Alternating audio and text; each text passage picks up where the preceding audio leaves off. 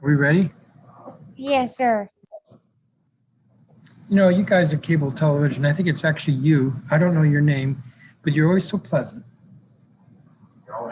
Thank you. It's Vanessa. Vanessa, Yes, sir. thank you.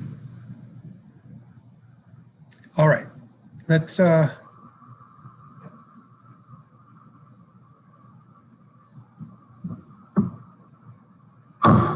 calling to order this hearing. This is a public hearing of the Committee of the Whole of the Council of the District of Columbia. I am Phil Mendelson, Chairman of the Council and Chair of the Committee of the Whole. Today is Friday, June 4th, 2021. The time is 12:06 in the afternoon.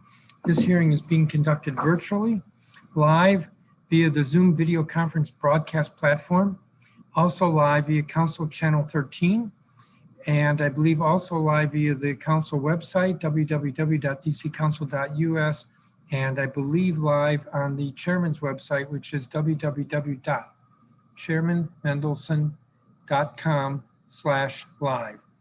The subject of today's hearing is consideration of the agency budgets for 3 agencies under the purview of the Committee of the Whole. In this order, the Metropolitan Washington Council of Governments, followed by the University of the District of Columbia, followed by the Commission on Arts and Humanities. This is the third of 7 hearings that the Committee of the Whole is having on the budget. The mayor submitted the budget on May 27th. This is for the fiscal year beginning October 1st of this year. That's fiscal year 2022. The Committee of the Whole will be having a hearing with government agencies concerning education on Tuesday, June 8th. A hearing concerning the council's budget, the DC auditor's budget, the retirement board's budget, and a couple of minor offices on Monday, June 7th.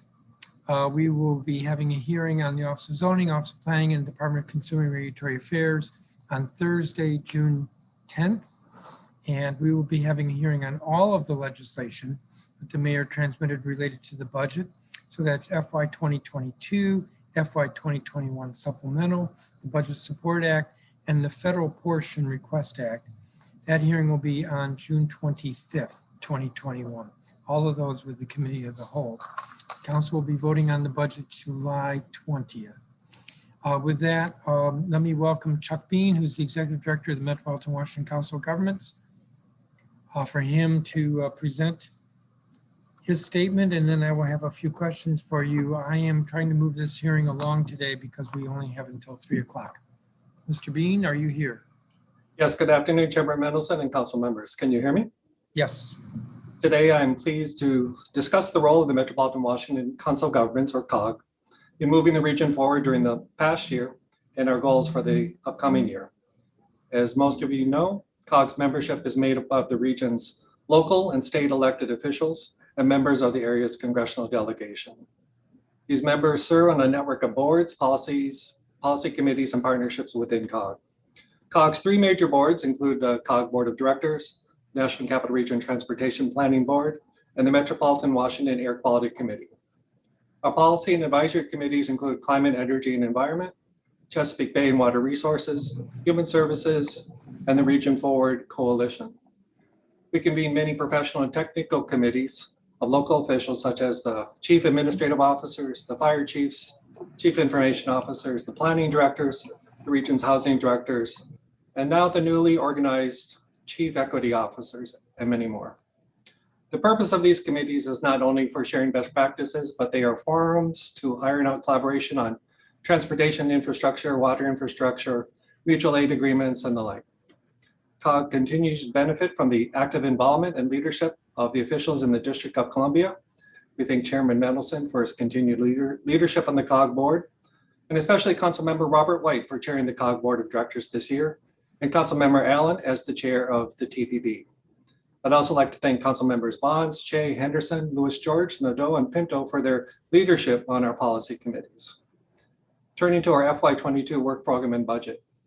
COG is supported by financial contributions from federal and state grants and contracts, its member governments, and donations from foundations in the private sector. For FY22, COG's total revenue budget is $49 million. Member dues provide 9% of total COG resources. These member dues are used to leverage federally sourced funds and matching funds for other grants. For every $1 member dues, the region receives more than $8 in direct federal funding. Member dues also provide primary program support, leverage additional resources, and provide funding for member services, benefits, outreach, and regional fora. The FY22 work program and budget focuses on sustaining core programs and enhancing the value of membership at COG. It also highlights various initiatives where COG is demonstrating a cross-cutting approach through its subject areas and departments to provide COVID-19 response and recovery, advance racial equity within our programming and staff training, and continue to coordinate land use and transportation planning through Visualize 2045 and transit-oriented communities. The FY22 work program and budget ensures another year of the high-quality work member governments have come to expect of COG's core programs and transportation planning, environmental programs, community planning, health and community services, homeland security, and public safety. This work supports Region Forward goals as well as local efforts to maintain regional transportation system with a broad range of transportation choices, provide residents with cleaner water, air, and land, and embrace energy efficiency and renewable energy use, develop regional planning strategies, opportunities, and housing options, and support healthy communities. Also to support coordinated planning and emergency response for a safe, secure, and resilient region. Throughout FY22, COG will continue to demonstrate integration of key subject areas and coordination among COG staff, members, and committees. For example, COG is leading a regional effort to develop a regional analysis of impediments to fair housing choice. This 5-year planning document will outline how tax dollars will be invested in communities to prevent discrimination in housing and reverse patterns of segregation. Also, COG's work to enhance transit-oriented communities and high-capacity transit station areas throughout the region will continue to require collaboration and coordination of COG, TPP transportation committees, transportation officials and staff, COG planning and housing directors, WMATA, and many others. Additional examples of program integration include the relationship between transportation planning and environmental air quality planning, public health protection, clean water and air, and human services public safety programs that result in big picture program perspectives and enhanced policies, plans, and best practices. The program's partnerships, expert analyses, plans, strategies, and exchange of ideas at COG help its government partners lead more effectively in their home jurisdictions. Particularly excited about the board focus in coming months on the region's equity emphasis areas. Chairman Mendelson and council members, thank you for the opportunity to summarize the work we do at COG for the District of Columbia and for the region as a whole. The district's participation in COG and as a leader in our region is a vital part of our ongoing work. My written testimony also details a breakdown of district dues, contributions, and contracts to COG funds and programs, and I'd be happy to answer any questions. Thank you. Thank you, Mr. Bean. I do have a few questions for you. You mentioned, in fact, you have this attachment with the different fees and dues.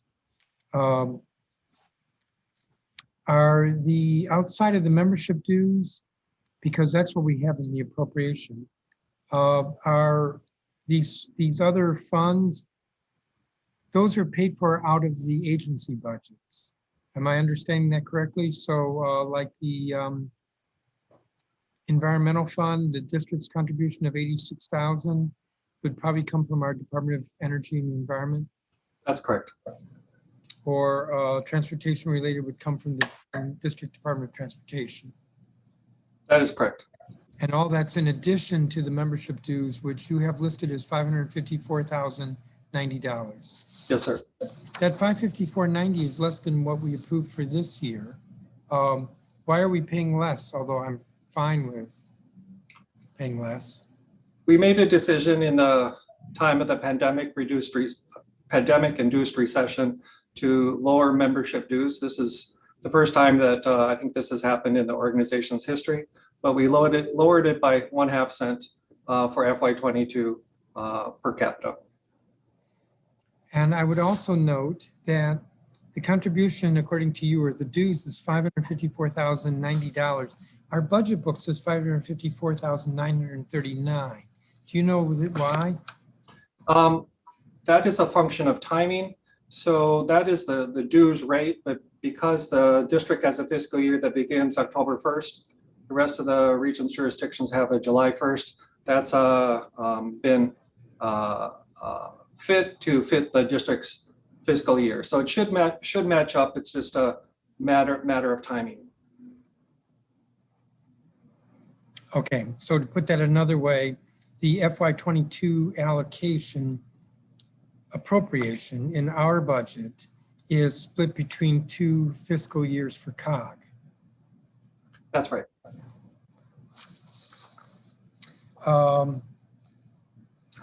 You didn't say anything about the Metro Rail Safety Commission. Wasn't that at one point funded through COG? Is it no longer? Yeah, several years ago, we were approached by the transportation sectors from the district, Maryland and Virginia, to become, in federal parlance, the designated subrecipient to receive funds to design and establish, set up the Metro Rail Safety Commission. The plan all along was to spin that out for it to become its own entity. So that did happen. I think it was a major accomplishment, and it's no longer part of our books or our work program because it is an independent agency. Related to that, this has nothing to do with your budget, but it is related to Metro. My understanding is that when the dedicated funding was approved several years ago, part of the calculation was that each jurisdiction would increase its dedicated payment by 3% annually. My understanding is that Virginia has never done that. Maryland, I think, has not done it. And while the district did set aside the monies, we're now pulling back and not doing that. Is this not a problem? And do you think it's time for COG to pull together some regional folks? That includes me to talk about this? I think it is time for that alignment. I'm not completely up to date on how Maryland has treated that via its General Assembly or its Department of Transportation, nor the exact status on that per annum increase to that dedicated funding amount. But we do want to have that all in alignment. So we would be happy to be of support to the 3 states and WMATA in that regard. Well, I think it might make sense for COG to take the initiative in pulling together representatives from Maryland, Virginia, the district, probably the same old folks from a few years ago. I think there's still some adjustments necessary in the 3 state laws. Agreed. And I think also we've got to figure out this 3% issue. Yes, I think my inclination would bring together, we do have representation from the General Assemblies, both on the COG board and the TPP. On TPP, for example, is Delegate Corman, who is well-versed in these details and sits on the appropriate policy committees in Maryland, as well as Senator Barker, who sits on the COG board. So we would be happy to convene that group in the near future. All right, good, thank you. I recently met with representatives of the Electronic Privacy Information Center. The acronym is EPIC. And they were alarmed that COG was involved with facial recognition programming, and they wanted to understand why COG is implementing this and so forth. Could you speak to that? I don't, and correct me, because I think the assumptions in my question may be slightly incorrect. Thank you, Chairman. I'm not sure of the timing of your meeting with EPIC and the coalition. I did communicate to EPIC on May 14th in a letter that this program will be halted. A little bit of background. It's the NCR facial recognition system, or FRILS. It was a regional public safety pilot that uses facial recognition to electronically search law enforcement records for a match from a crime scene. It's often referred to as an electronic mugshot book. Participation by authorized law enforcement agencies was voluntary, each jurisdiction and each agency, and opt-in. So participation by the agencies always was subject to local laws and decisions. COG's role was to collect the pro rata funding for the participating agencies and transmit that to the host agency. In this case, the host agency was Fairfax County, who administered the use according to agreed upon policy and provided access to the data to the qualified and participating law enforcement in the region. In recent weeks, or in the General Assembly, Virginia General Assembly this year, they passed legislation which would functionally preempt a Virginia jurisdiction from deploying or utilizing facial recognition technology as of July 1, 2021. In light of that legislation from the Virginia General Assembly, Fairfax County, the current host of the Frills project, will no longer maintain responsibility for the system. I don't expect that COG will have further participation in this kind of program. Can't speak for all of the member jurisdictions of the metropolitan region. That, of course, would be in their purview. But this program is ceasing. So was COG implementing the program, or were the member jurisdictions implementing the program? The member jurisdictions were implementing the program. COG did not have an operational role in this program. Our platform was to facilitate agreed upon processes and essentially to collect the pro rata funding from the jurisdictions. But if I understand your question, we did not have an operational role. And so data that was collected, if there was data, would COG have that, or would the member jurisdiction have it? The member jurisdictions would have that. COG would not have that. If I wanted to find out either whether facial recognition was used on an incident that occurred, I'll pick a time, last December 23rd, would I ask COG? Would COG know? I do not know if we would know. The member jurisdictions would. That question would be forwarded probably first to the host agency. That was Fairfax County. That would have been facilitating this on behalf of the participating jurisdictions.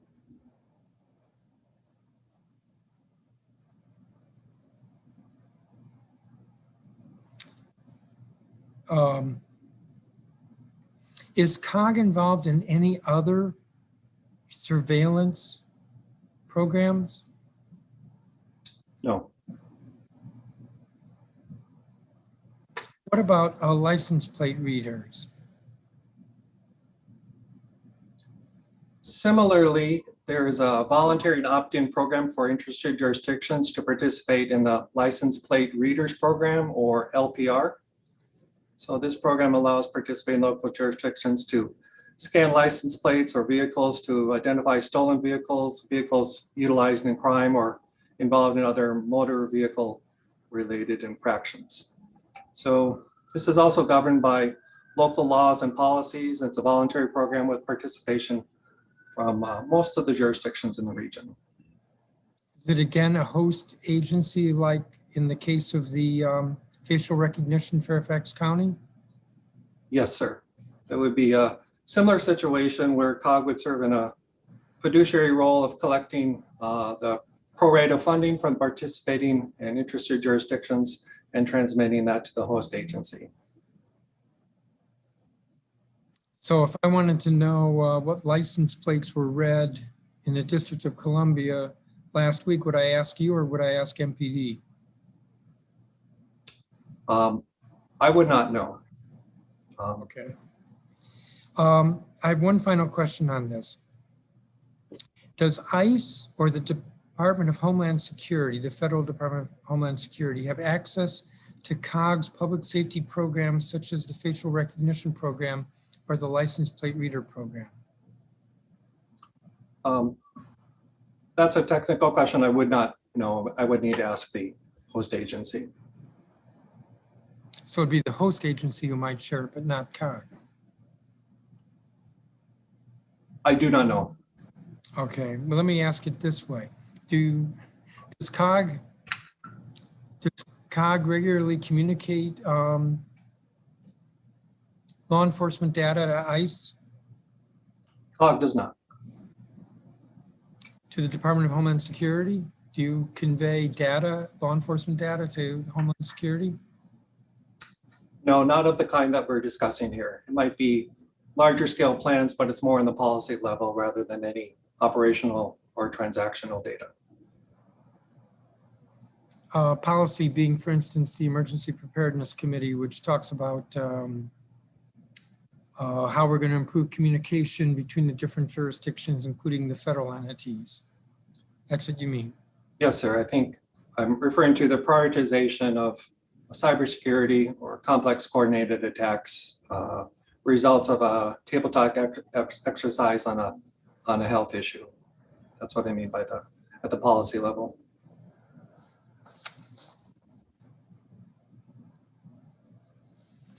Mr. Bean, I don't have any other questions for you. Thank you for answering those. I trust that somebody from EPIC was listening. Of course, this is being taped so they can go back and watch as well. Is there anything you need from the council other than for us to approve the appropriation? Thank you. Appreciate working with the council on all of these issues, water quality, air quality, transportation, land use, and look forward to robust discussions about lifting up equity emphasis areas throughout the region. Thank you, Mr. Chairman. Thank you, Mr. Bean. You're excused. I appreciate your taking the time and answering those questions. You're excused. I'll see you whenever the next COG meeting is. We will turn now to the University of the District of Columbia. I'm going to call the non-university witnesses first in group. Jessica Giles, who's with Education Reform Now DC. Carrie Thornhill, who's with the DC Early Learning Collaborative. Sia Barbara Camara, who's also with the DC Early Learning Collaborative. Afra Dormu, who's with Jubilee Housing. Nitsa Segui, who's with the Multicultural Spanish Speaking Association. Concepcion Roque, who's with the who is an early learning teacher. Rosemary Martinez, who's with Growing Minds Together. Elena Cohen and Samere James, who's with the National Black Child Development Institute. If all of those folks could come in.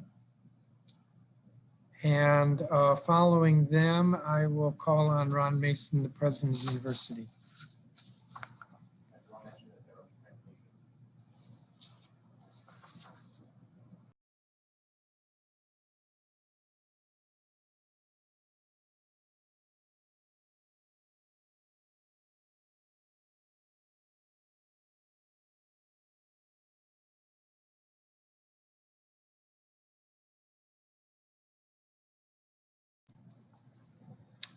Anyone who's participating via the Zoom platform, we do have interpretation, and there should be a button at the bottom of your screen which allows you to, if you click on English, to hear any testimony given in Spanish, to hear it in English. And I believe as well, any testimony given in English can be translated to Spanish. So do we have everyone in the room? Ms. Giles, do you want to begin? 3 minutes, please. Good afternoon, Chairman Mendelson, council members and staff. My name is Jess Giles. I'm a Ward 7 resident and the State Director of Education Reform Now, DC. EARN DC is a nonprofit organization that fights to ensure our public education system in the district justly and equitably serves all students. My testimony today will outline some recommendations on how to provide additional support to students with the FY 2022 proposed budget. COVID-19 has exacerbated inequities, and our students, educators, school leaders, and families are experiencing its negative impact. We know that the University of the District of Columbia has engaged in a number of efforts to meet students where they are during the pandemic, for which we applaud. We urge UDC to continue efforts to boost enrollment by re-engaging those students who have dropped out, increase enrollment intensity by moving students from part-time to full-time status, and boost retention and completion. UDC have received 3 major infusions of federal aid in the last year. Additionally, the district itself also received separate substantial funds. Therefore, there is a unique opportunity for the district to go above and beyond for our students through this budget so we never return to normal education again. Here are our recommendations.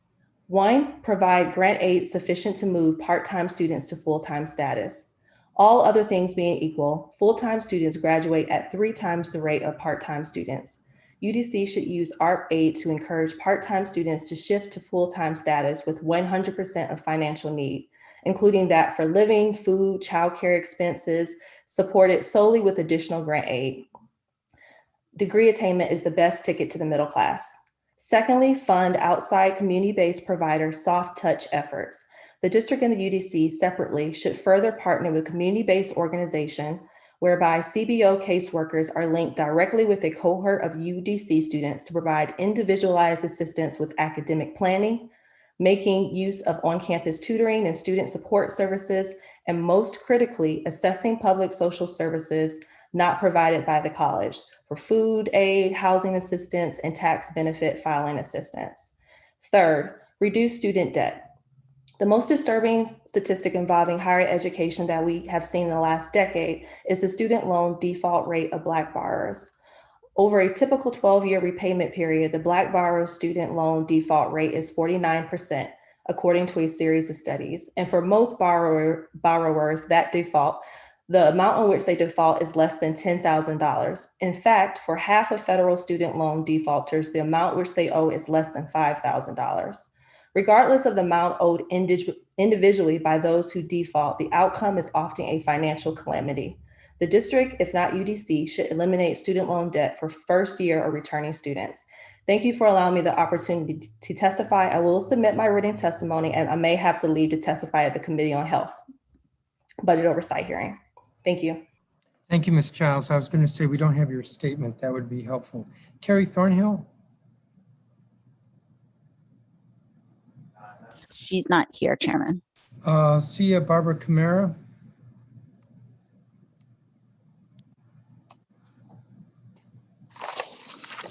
Good afternoon, Chairman Mendelson, other committee members, and staff of the City Council Committee of the Whole.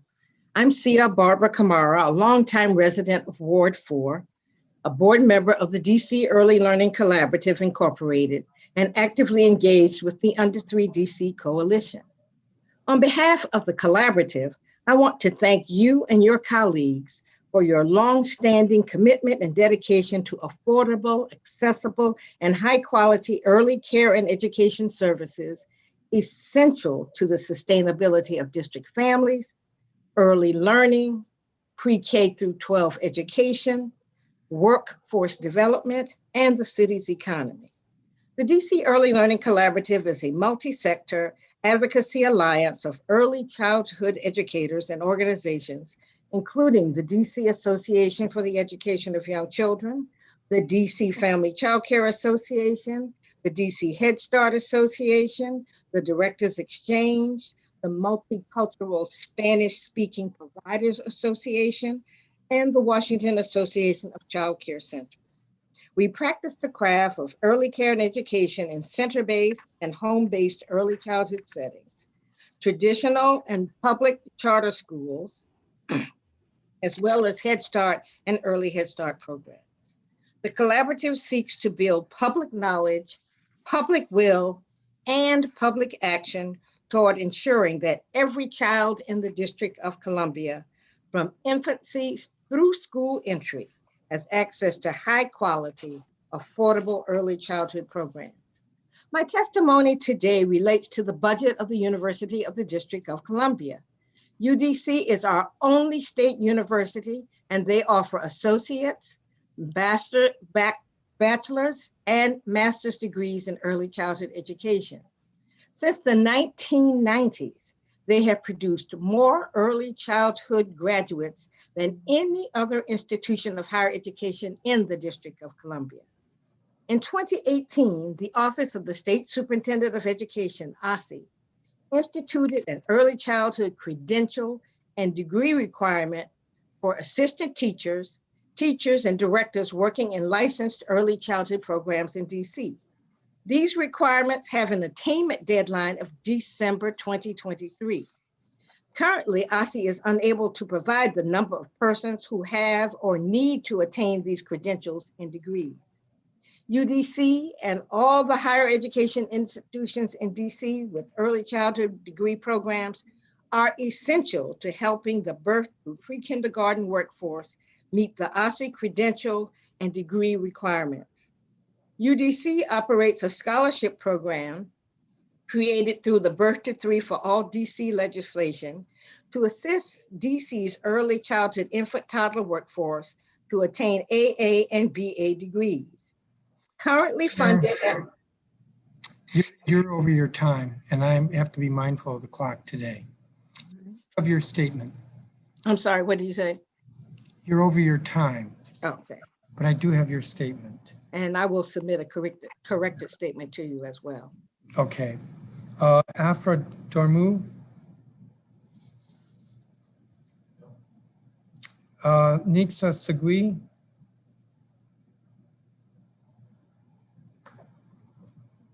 Ms. Segui.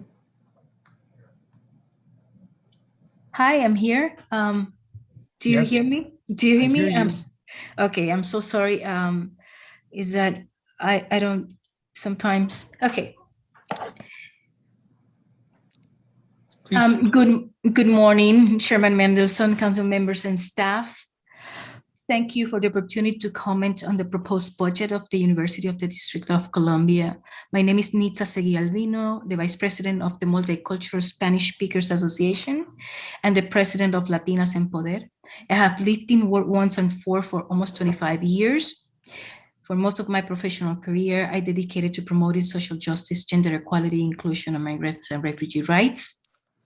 Today, I want to bring to your attention the need for broader funding support to increase early childhood education, professional development, ECE.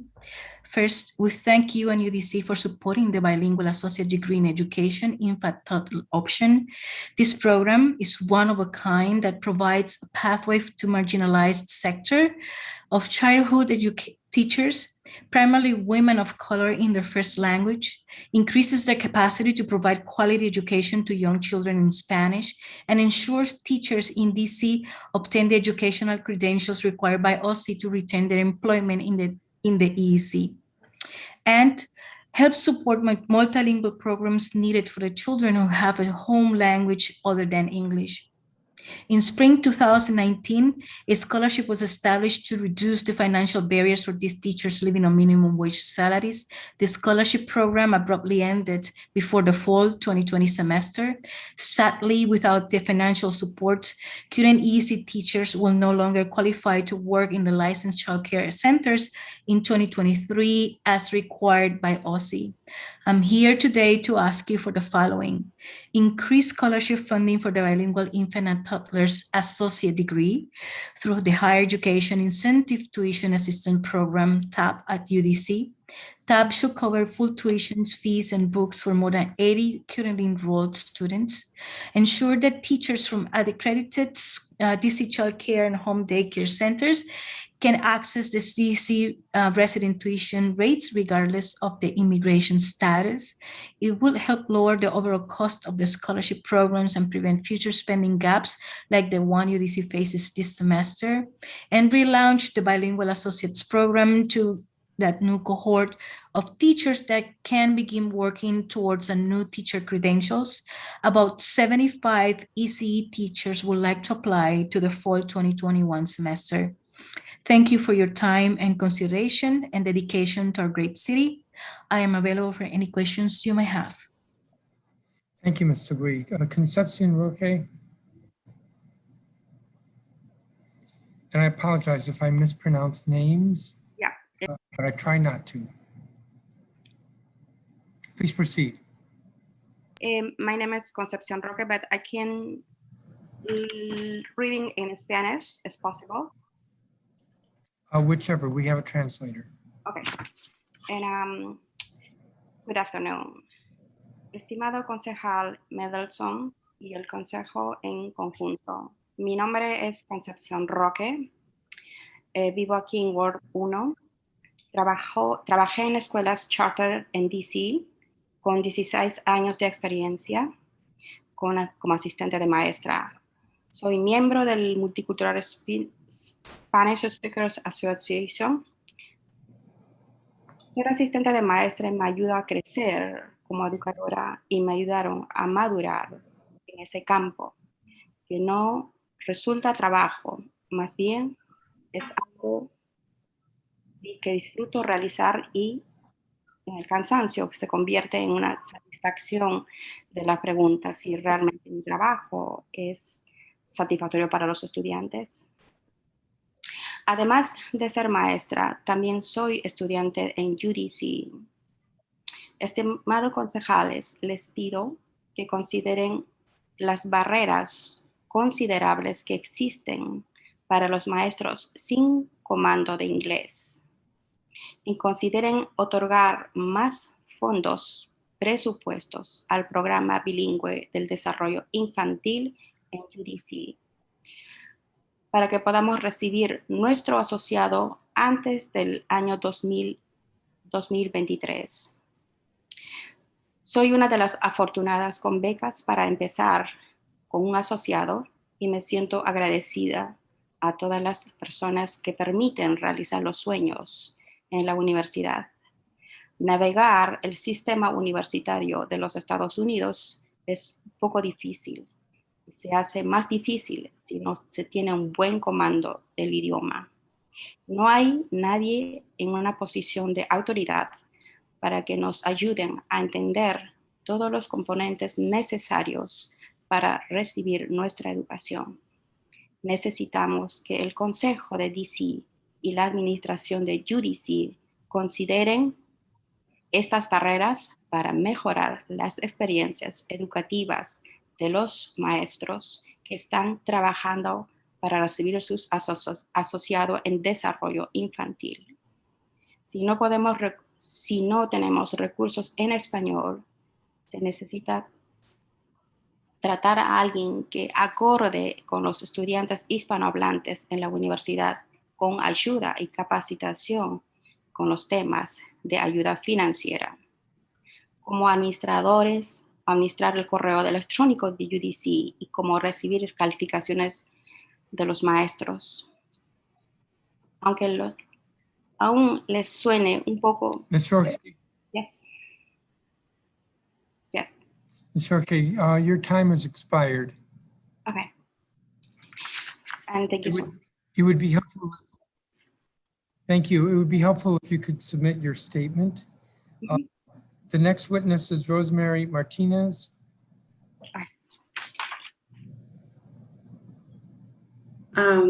Buenas tardes. Mi nombre es Rosemary Martínez. Soy una joven inmigrante que llegó a este país hace 4 años con muchas expectativas positivas de lo que quería lograr en este país, el país de las oportunidades. Por esta razón, desde el momento que llegué, empecé a buscar alternativas para aprender inglés y continuar mis estudios universitarios. Al mismo tiempo, fui orientada a obtener mi credencial de CDA para poder trabajar con niños de 0 a 3 años. Actualmente estoy finalizando mi Bachelor Degree en Educación Infantil y soy propietaria de un home daycare en el Ward 4. Considero que enfocarme en la educación temprana ha sido una de las mejores decisiones que he tomado, porque me ha permitido aprender y valorar el rol de las maestras de la primera infancia. Este trabajo es increíble, porque a través de nuestras enseñanzas y estrategias educativas, los niños están adquiriendo las habilidades básicas para estar preparados a la hora de integrarse a un ambiente educativo más formal. Por tal razón, mi testimonio se centrará en la preparación profesional y la remuneración económica de las maestras de la primera infancia. El aumento del sueldo de los maestros de educación temprana se correlaciona con una educación de mejor calidad para los niños pequeños, el cual es uno de los objetivos primordiales de OSI. Por tal razón, los salarios más altos permitirán que los maestros desarrollen su carrera profesional por más tiempo, que consigan acreditaciones con títulos de mayor nivel y que amplíen su conjunto de actitudes para brindarles a los bebés y niños pequeños mejores experiencias de aprendizaje en el aula. La mayor parte de los gastos del sector de cuidado infantil corresponden al personal. Y al OSI exigir más requisitos respecto a los títulos de los maestros de educación temprana, es necesario también aumentar los índices de los subsidios que permitan pagar los salarios más elevados que implican las credenciales más avanzadas. Es extremadamente importante recibir más fondos para ampliar el número de maestras de la primera infancia que se estén preparando académicamente, ya sea obteniendo un asociado o un bachelor en educación temprana. Por ejemplo, se está viendo la necesidad de muchas maestras que quieren continuar sus estudios universitarios en UDC, en el programa bilingüe, y no pueden porque ya no están recibiendo la ayuda económica. Y otras maestras que quieren iniciar igualmente no lo pueden hacer porque ya no hay fondos para abrir un nuevo cohort. Por esta razón, es imperativo que se tomen en cuenta estas necesidades dentro del presupuesto del comité plenario. Muchas gracias por permitirme brindar mi testimonio y estaré feliz de contestar cualquier pregunta. Thank you, Ms. Martinez. Elena Cohen.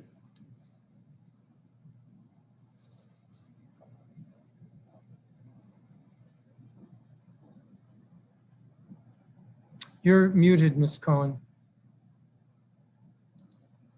Sorry, I'm sorry about that. My name is Elena Cohen. I am here representing the faculty of the bilingual associate program for infants and toddlers at the University of the District of Columbia. It is important to remember that this program was developed after the regulatory changes passed by the city in 2016 that sought to educate the education and credentials of the early education workforce. By 2023, according to these policies, the center-based teachers should have a bachelor's degree, and the teachers would have to have a associate degrees. The UDC Bilingual Associates Program was launched in spring of 2019, and the program has enrolled 100 teachers by now in 3 different cohorts. But the program was abruptly closed in May 2020 with more than 50 teachers pending for admissions applications for the fall of 2020. And unless more educational options are offered for these groups, the push for increased credentials threatened to force many multilingual providers out of the profession entirely, a potentially large problem given the current shortage of high-quality childcare in the city and the growing population of dual language learners around here. From the perspective of a teacher or faculty in this program, these students, aside from working towards a degree, they are also raising children, working full-time, caring for relatives here and in their own country many times, and face a tremendous amount of academic and bureaucratic obstacles. But they also have the benefit of having some real life experience. They're very grateful to UDC and to be enrolled in this community college, which they see as a ladder of career development and improvement in their lives. Despite all of the challenges that these teachers have faced, they are so interested and motivated that during the before and during the pandemic, they showed an almost 100% attendance to classes. We had classes heard on phones while people were while teachers were working for vaccinations. We had COVID quarantine families, entire families hearing the classes, and almost 100% of them were attending the classes and participating in it actively and also completing the requirements. This program, the part-time program, covers exactly the same content as the English-speaking teachers receive, except the difference is that they do it in a different sequence. So the first courses are taught in Spanish so that they can use their strength to be engaged and motivated. Later on, for their general education, they do have to take classes in English, and therefore they're already taking classes in English to be able to take those classes. It is critically important to continue with this program, not only to meet the needs of the District of Columbia regulations, but also because these women, mostly women, are very engaged, very committed to what they're doing. And they have demonstrated their ability and their benefit in the care that they're given to children in the district, birth to 5 children. Ms. Cohen, Thank you. Thank you for the opportunity. thank you. There is, if you're in gallery view, there's a clock that's on the top row of the gallery view. That's right. It will show you how much time you have left. Okay. The next witness is Samere James with the National Black Child Development Institute. Ms. James? Good afternoon. Mr. James, my apologies. Good afternoon, Chairman Mendelson, members of the Committee of the Whole, and staff. My name is Karan Kalu. I am the Teach DC Program Manager for the National Black Child Development Institute, NBCDI. I'm here to testify on behalf of our interim President and CEO, Samere James.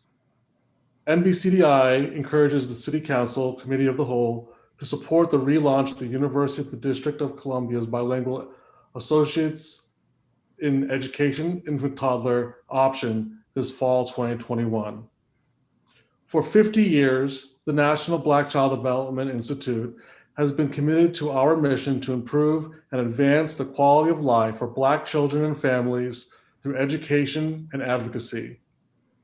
NBCDI administers Teach Education and Compensation Helps, Teach DC, Early Childhood Program in Washington, DC, a scholarship program for early childhood educators generously funded by the District of Columbia's Office of the State Superintendent of Education, OSSI.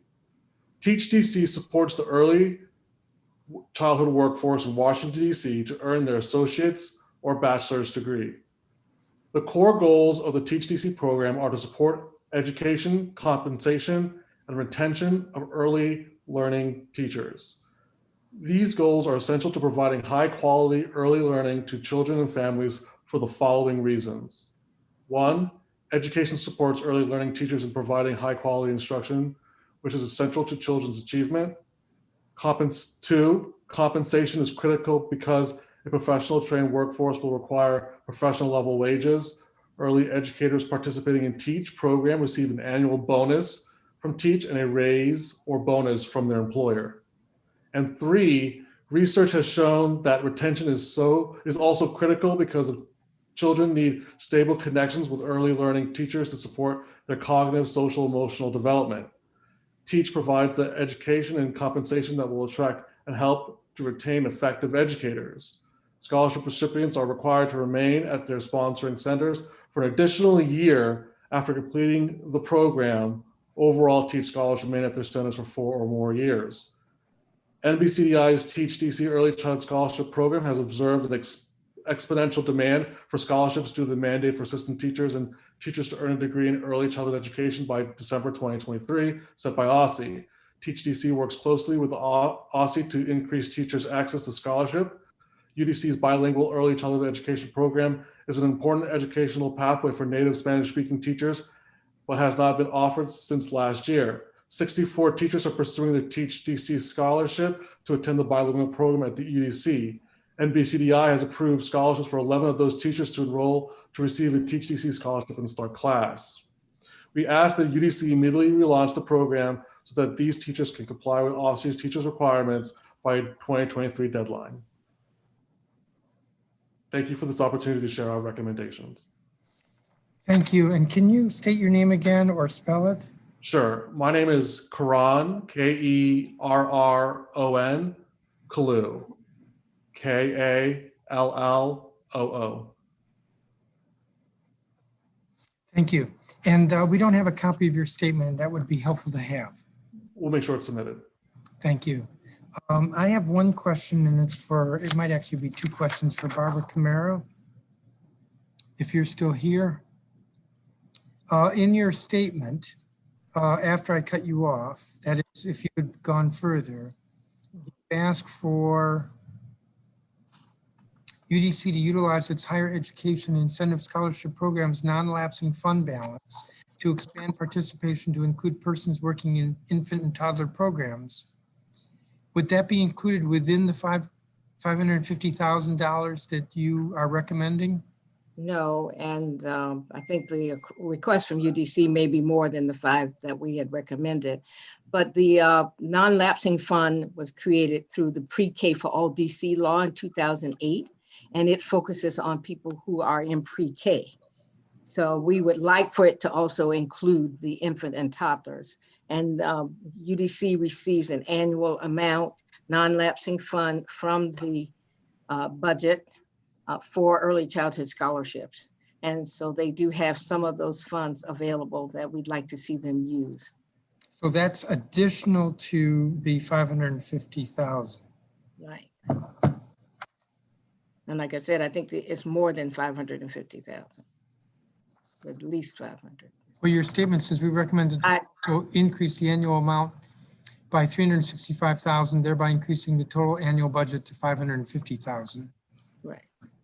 But we would support whatever request UDC is making for that amount, for that program. All right, I think that was my only question. Okay. Several of you, thank you. Several of you did not give us statements. Ms. Camara, you did. And Ms. Gui, you did. The others, if you would submit written statements, that would be helpful to us. I want to thank each of you for your testimony. I'm going to turn now to the president of the university. Mr. Chairman, I'm here, but I didn't have any questions, but I don't know if you saw me. No, I did not see you. My apologies. All good. Please forgive me, but now I know you're here. Ron Mason, if the president of the university, if you would come forward. I'm not quite sure how you come forward in a Zoom.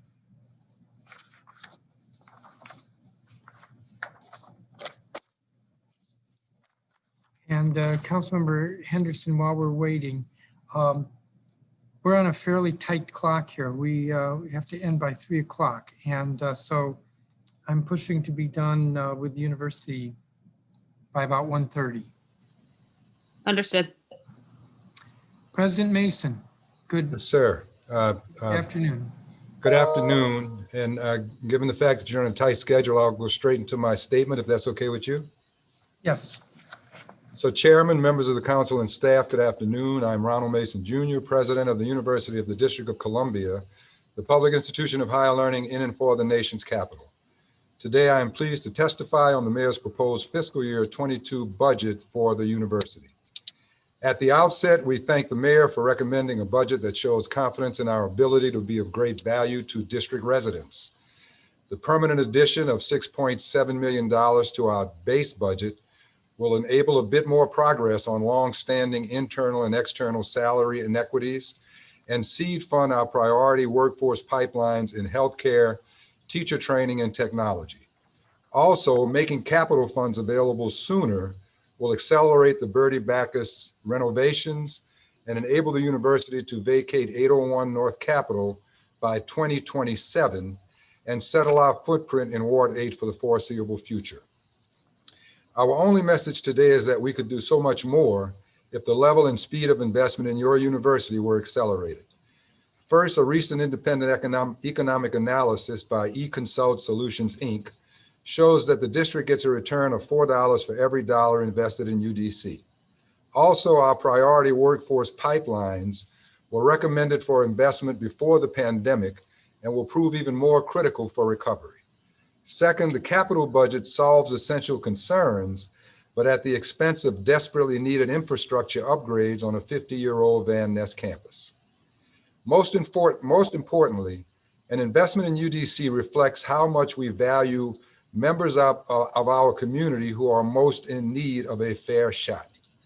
60% of our students come directly from DC public and public charter schools. Many are talented enough with the proper support to achieve a bachelor's degree or beyond. However, investment in their potential from both the public and private sectors mainly focuses on workforce certificates. While workforce certificates are a positive opportunity for many, a bachelor's level salary is the primary path to the middle class. That is why our goal is to offer seamless, multi-credentialed learning pathways from certificates through to a bachelor's degree with multiple on and off ramps. Such pathways will allow every student to reach their highest levels of human potential, no matter what their life circumstance. Our job is to help them find and navigate the pathway to a better opportunity. Our experience during the pandemic is instructive of how investment in UDC can make a difference in people's lives and in the district's future. In this day and age, we still process much of our recruitment and enrollment manually because other basic technology challenges, like 20-year-old servers, took precedence to upgrade. We were nevertheless able to increase applications and stabilize enrollment over the last 6 years by substituting hard work for lack of technology. However, COVID made technology indispensable to maintaining contact with students in need of consistent touches. As a result, like in many states, our enrollment experienced significant reductions, especially among students transitioning from high school to our community college, whose multiple obstacles to pursuing higher education were magnified during the pandemic. Those students are at risk of being lost human potential the district cannot afford to lose. We believe we have shown that the University of the District of Columbia is a sound and important investment.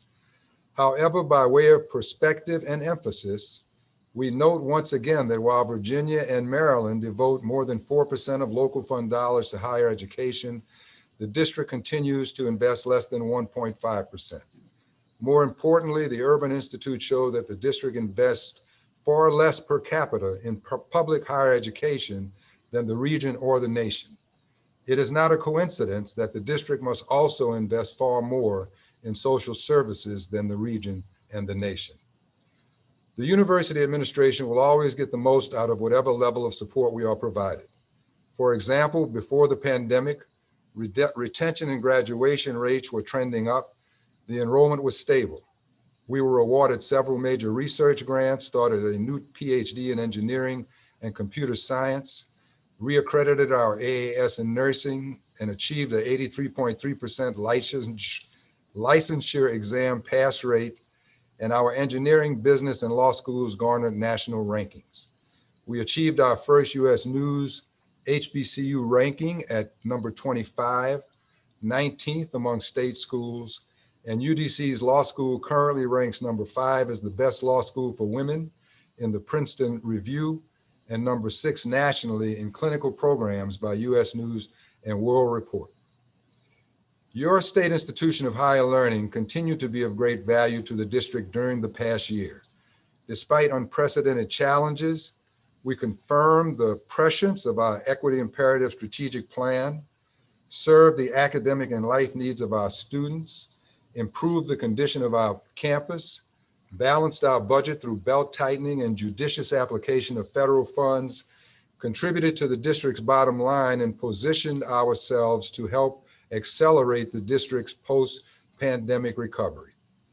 However, we ask again, should not the public institution of higher learning in and for the nation's capital be a model for the nation, as are our libraries, park and recreation systems, and public school facilities? An affordable, quality university that is key to a sustainable, resilient, and most importantly, equitable future. Shouldn't the University of the District of Columbia be the shining example of a state system of higher learning in a district that is poised to be a state? That is a question only the mayor and council can answer through the district's investment policy, but it is the goal that Team UDC will always embrace. Mr. Chairman, thank you again for your and the council's support and the opportunity to testify. I am happy to answer any questions you or your committee members have, and I have members of the OCFO team and my chief operating officer here to support me in case I need some backup. Thank you, President Mason. You say backup as if we're going to give you a hard time. Maybe we will. So let me start with a couple of things. First of all, the proposed budget isn't that much different than the current year's budget, about $400,000 more. The takeaway is that it is continuing funding as opposed to including some one-time funding. Yes, the bulk of it, the 6.7 was one time last year. Our understanding is part of the base just this year, Okay. which is progress. And then the 430 was some federal money to train field workers, and then another 30,000, which you funded in order to do the program to recognize diverse Washingtonians. Now that 30,000, we reprogrammed from the council to you for this fiscal year. It shows up in next year's budget as well? Yes, sir. It's part of You- the 470 on top of the 6.7. Okay, because we don't think it's necessary next year because the 30 this year is what we thought was all you needed. That's correct. Let me ask you about the fundraising match. I think we were at a 3-for-1 match at one point. Before that, we were at a 2-for-1 match. We've, in the last year or two, been at a 1-for-1 match because of COVID. You have continued to improve your fundraising ability, correct? And when I say you, I don't mean you, Ron Mason, I mean you, university. So can we go back to the 2-to-1 match? Or maybe I should rephrase that. I want to go back to the 2-to-1 match. How much of a problem is that? Well, it's a bigger challenge, but we met the 2-to-1 match the first time around. We were fortunate. We had a $1 million donation that time. But right now we've already raised $2 million toward the 1-to-1 match of 1.5. And so if that's the best you can do for us, we'll take it as a challenge and rise to the occasion.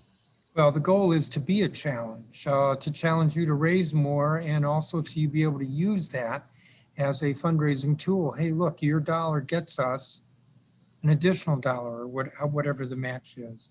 Yes, sir. Let me ask about capital funding.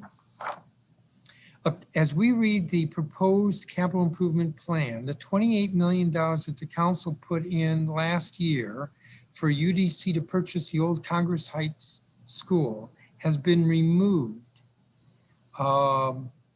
Should we be alarmed? This was, as I recall, to occur in 25 maybe, so it's not like it's next year or imminent. Should we be alarmed? Well, that's not the way we read what happened. What happened was that they moved forward the money to renovate Bacchus and the money to purchase Old Congress Heights. And so they pushed those two up a year or 2 years. And in exchange, though, what happened was that they reduced the amount of money that we have to upgrade the campus. And so next year, 22, they reduced the capital budget by, I think it was, I'd have to take a look. From 19 million to 7.5 million? Right, from 19 to 7.5 million. And so we did ask that the money to renovate and Bacchus be moved forward, and that happened. But candidly, we didn't expect that we'd had to trade out the renovation of 4250 or fixing elevators and roofs and renovating other classrooms in exchange for that. And so we got what we asked for, but we gave up something that we didn't really plan to give up.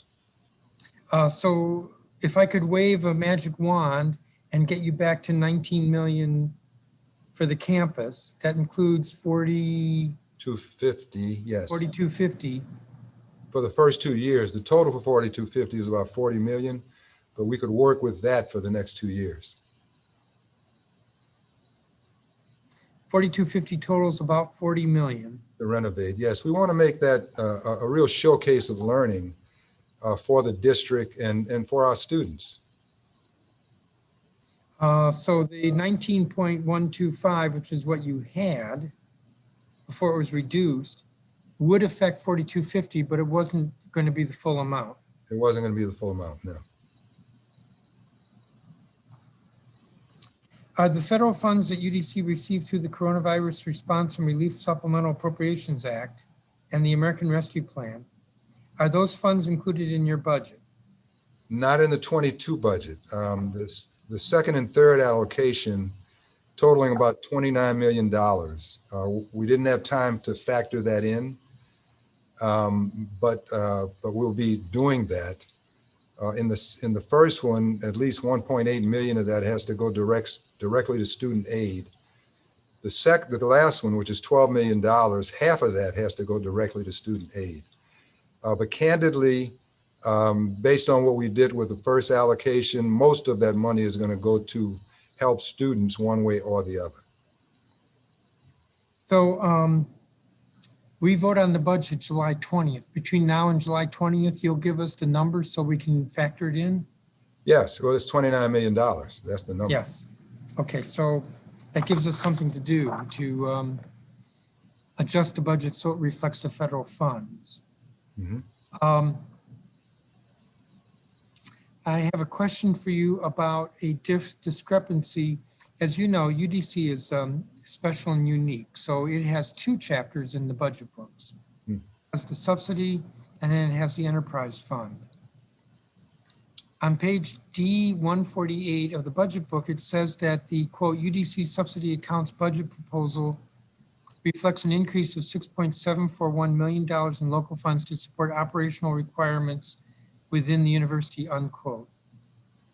This increase is supposed to be a shift of the one-time $6.741 million funds that the UDC received in the current year to recurring funds. We've already talked about that. Mm-hmm. However, in the description for the UDC Enterprise Fund, budget book does not mention the $6.741 million increase. Why the discrepancy? That one I'm going to have to ask either David or somebody from the OCFO office to help out with. Okay, and you'll remember, because I don't see you taking notes, you'll remember to make that request because we have to get that right. Yes. How are you going to use the $6.741 million? I've been learning about GNOs and GNFs. So 3 of that is, as I read it, supposed to go to salaries. And so we'll use that to fix salary inequities internally and externally. We'll probably focus on faculty first and then work our way from there. And then the rest we'll put into the pipelines that we're trying to develop, the workforce pipelines and teacher training, technology and healthcare. And some of that is going to involve hiring additional faculty in order to accelerate our ability to produce workforce talent at every level of the pipeline. Speaking of the pipeline, you and I have talked before today about, I call it the Amazon pipeline. AWS. Now, I don't want you to take much of my time here, but could you describe it briefly? And my question is there funding in this budget for what you need for that pipeline? Right. So it's really our STEM technology pipeline. It starts with workforce certification and goes all the way up through to a bachelor's degree. We've actually been working with AWS, Doug Furstenberg, Jody McLean, and the AWS team to think through exactly what that pipeline requires. I don't know how much money we're going to be able to put in it, but if we seed funded, it would be about $500,000. When we costed it out with AWS, it was more like $1.5 million to build out the operating part of it. And then there's also additional money required for the labs. And so I need to say this as well, Council Member McDuffie has been involved in those conversations and a very strong supporter of the effort. And so there is not any money in this budget specifically for that STEM pipeline. And that would be something that we'll do the best we can with what we have to work with, but it wouldn't be what AWS needs in order to make happen what they want to happen. Okay, so if you had the money that you needed or that AWS needs, everything they need, are we talking about hundreds of thousands of dollars, or are we talking about $1 million or 2 or 3? We're probably talking about $1 million or 2 or 3. That's a little more difficult for us to do, but can you get back to us with a I can. explanation? Yeah, I can give you the exact, we've worked out the plan and budget, and I can give you the exact program requirements. Okay. But but so you'll get back to us on that. I'm over my time. I have a couple more questions. Councilmember Henderson, do you have questions? I do. Thank you, Mr. Chairman. Good afternoon, President Mason. I first wanted to ask about, I saw in the books, the university is receiving about $440,000 for gun violence prevention and a street work certification program. Can you describe it a little bit more about that? I imagine that this is a new certification program that's coming to the university, or is this something that you guys have already been doing? No, this is a piece of the federal money that came to the district that is coming through the office of OSI to the university. And it's for us to develop a program to train field workers, basically, to work with in communities that have gun violence issues, as counselors, as communicators, but it's something that we have to develop. This is the first money we're getting to do that. And once it's developed, there's about $150,000 of recurring expenses in order to maintain the program, which is in this year's budget, but not projected out. And so we'll design it, we'll set it up, and then we'll see where it goes. Okay. So it is essentially a certification program in de-escalation techniques. I'm just trying to understand, right? Because, when I have some conversations with some folks in community organizations, like for instance, I had a conversation with some teens a couple of weeks ago, and one of the things that they said would be great is, I think in Chicago, they have a program where they train members of the community around essentially like tactical, strategic, emergency medical response while you're waiting for EMT to arrive. So like how to apply pressure to a gunshot wound, or how to take a pulse, or CPR training, or those kinds of things. What it sounds like, though, what this work will be is more around interpersonal relationship building and not necessarily the hands-on piece. Is that accurate? I think more of the latter, yes. Okay. Interesting. Do you know about how long it's going to take for you guys to design this and get it going? I'll get back to you on that. I have a briefing sheet on it. I can look it up right now, or I can just send it to you. Okay. But I think it's supposed to be up and running starting the fall. Oh, okay. So you got some work to do. Okay, great. Some work to do. I wanted to ask about the Higher Education Incentive Fund. I'm not sure if you heard the testimony from Ms. Kamara from earlier. I understand that the way that it legislatively is written, it is designed for pre-K or pre-kindergarten educators. But, and forgive me, I was looking for this really quickly. Any chance anyone on your staff knows how much money is currently in that fund right now? Yeah, I know exactly. And so we've run the numbers, and we've met with almost everybody that testified a couple of times. So we have some reserve funds there, right, that can put into the program. It's funded at about $1 million a year annually. Okay. We have about $2 million sitting unspent on campus that we want to use in the program. About 400+ thousand in the first year, and then it doubles the next year because a new cohort comes in, right? We're going to have to do some adjustments to the legislation, to the law, in order to be able to do that. And then there's also the issue of the deadline for certification, which we're going to have to look at, because many of the people in the program are working people, and they can't go to school full time and meet that deadline requirement. Right. And so, and then depending on what we want to do with the program, we can enroll cohorts of 125 every semester or every year. But to get there, it's going to cost about another $1.5 million after we run out of the reserves, which would be midway in the third year.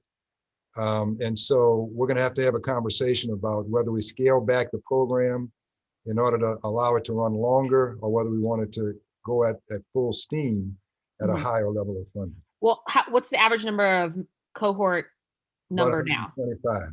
I'm sorry, say that again? At 125. So right now you have about 125, but that's for a year, not for a semester. That is for a year, yes. Okay, got it. So you're Well, saying it's if we- 125 per semester. But my understanding is that we enroll a new cohort every year. So it's 125, then 125, then the next year we add another 125. okay, Okay. yeah, I'm confused there. So it's a cohort is a year. That's what I thought. So a cohort is a year, and what you were saying, if we wanted to accelerate the program and take in like 2 cohorts in a year, one each semester, you would need an additional 1.5 million, or No, what I was saying is that if 1 year is 125, when you add another cohort the second year, yeah. that's 250. Oh, okay.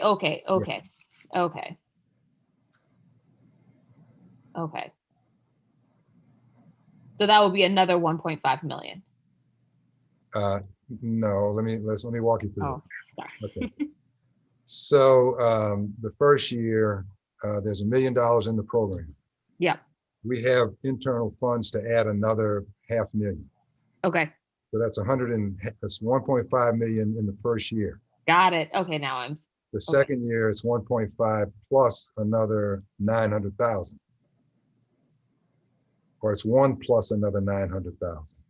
Okay. Because you have the $1 million that's already in the budget, but then you have to add another additional million almost in order to cover 2 cohorts. Okay. And then the next year is 3. Yeah. Are your folks having conversations with the Office of Early Learning at OSSI around the deadline and whether or not you all believe that we should extend it or move it? How are those conversations going? Yeah, I don't know what feedback we're getting, but I know that my folks are talking to them and they're aware of the situation. Okay. I think they extended it once already, and we're just trying to explain that it needs to go longer. Got it. Okay.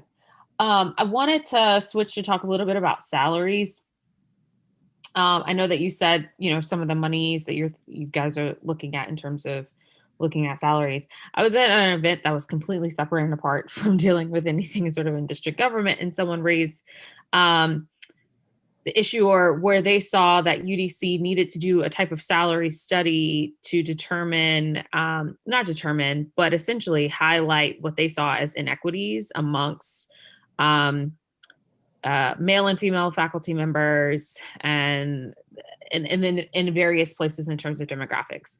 I'm curious, when is the last time you all have looked at the salary structure to see, Well, we looked at it and continue to look at it since we negotiated the faculty union contract, which we settled, I guess, 2 years ago now. Yeah. But I haven't seen any gender-based inequities that I'm aware of, and we're not doing that type of a study. Okay. But just overall, we know that our salaries, we struggle to stay competitive in the market in which we operate, right? Right. And so whenever we get some recurring funds, we put most of it into salaries and we work our way through the organization. We started with faculty, then we did adjunct faculty, then we did the policemen, then we did the IT folks. And by the time we get through the whole organization, we'll have to start all over again. And then even at the level that we're at now, we're still only a percentage of market in the DMV. Okay. Does that answer your question? It does. It does. I had never heard of that being a particular issue, so I wanted to raise that with you. And finally, just sort of a follow-up from where we were talking about in terms of performance oversight, how are things going with student yield for next year and your efforts around re-enrolling individuals who might have taken a year off due to the pandemic, et cetera? That remains to be seen. We're sort of getting mixed signals. This summer, the percentage of lost enrollment is less than we expected it would be. Looking at the fall, though, it's higher than we think it ought to be right now. But there's a few things we're doing because it's still early in the process.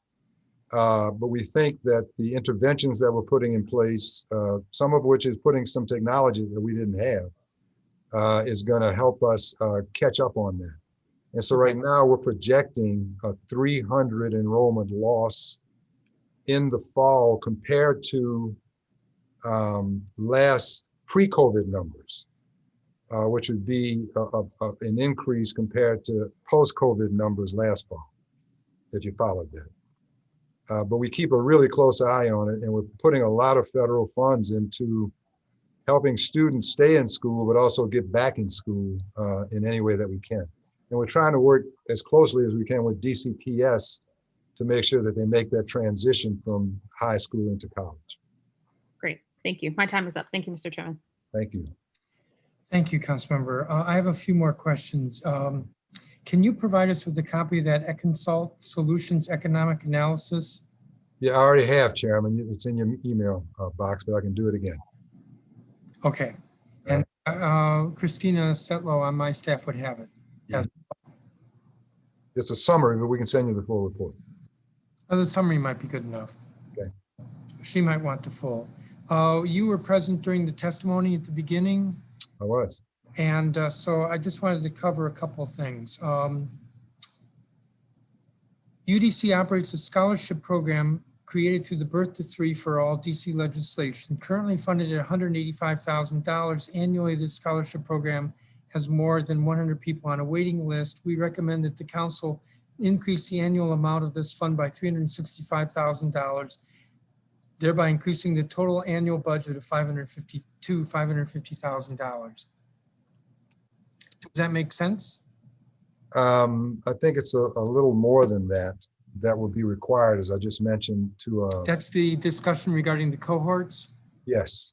Okay. Yes. So then this is understating what the cost is. Yes. And we previously promised to get you the numbers. I have the numbers, and I can just send you the exact projections on cost and assumptions behind those costs.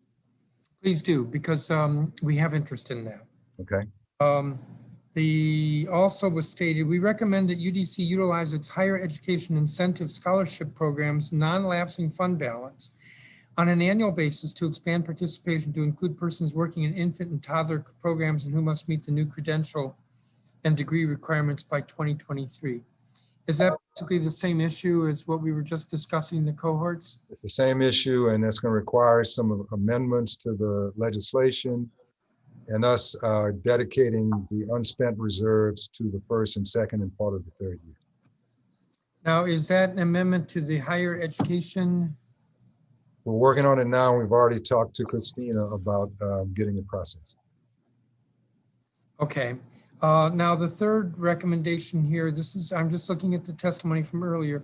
We encourage UDC to reactivate its credit-bearing Child Development Associates credential program and its credit-bearing Directors Credential Program to support DC's early educators. What's your response? Same conversation, same process, same money. But this also speaks to offering, it looks to me like additional degrees or credentialing than you do now.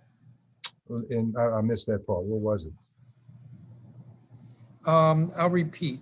We encourage UDC to reactivate its credit-bearing Child Development Associates Credential Program and its credit-bearing Directors Credential Program. Directors Credential Program? Yeah, do those exist? Do they need to be reactivated? The first one does. The second one I'm not familiar with. I'd have to go back and look at that one.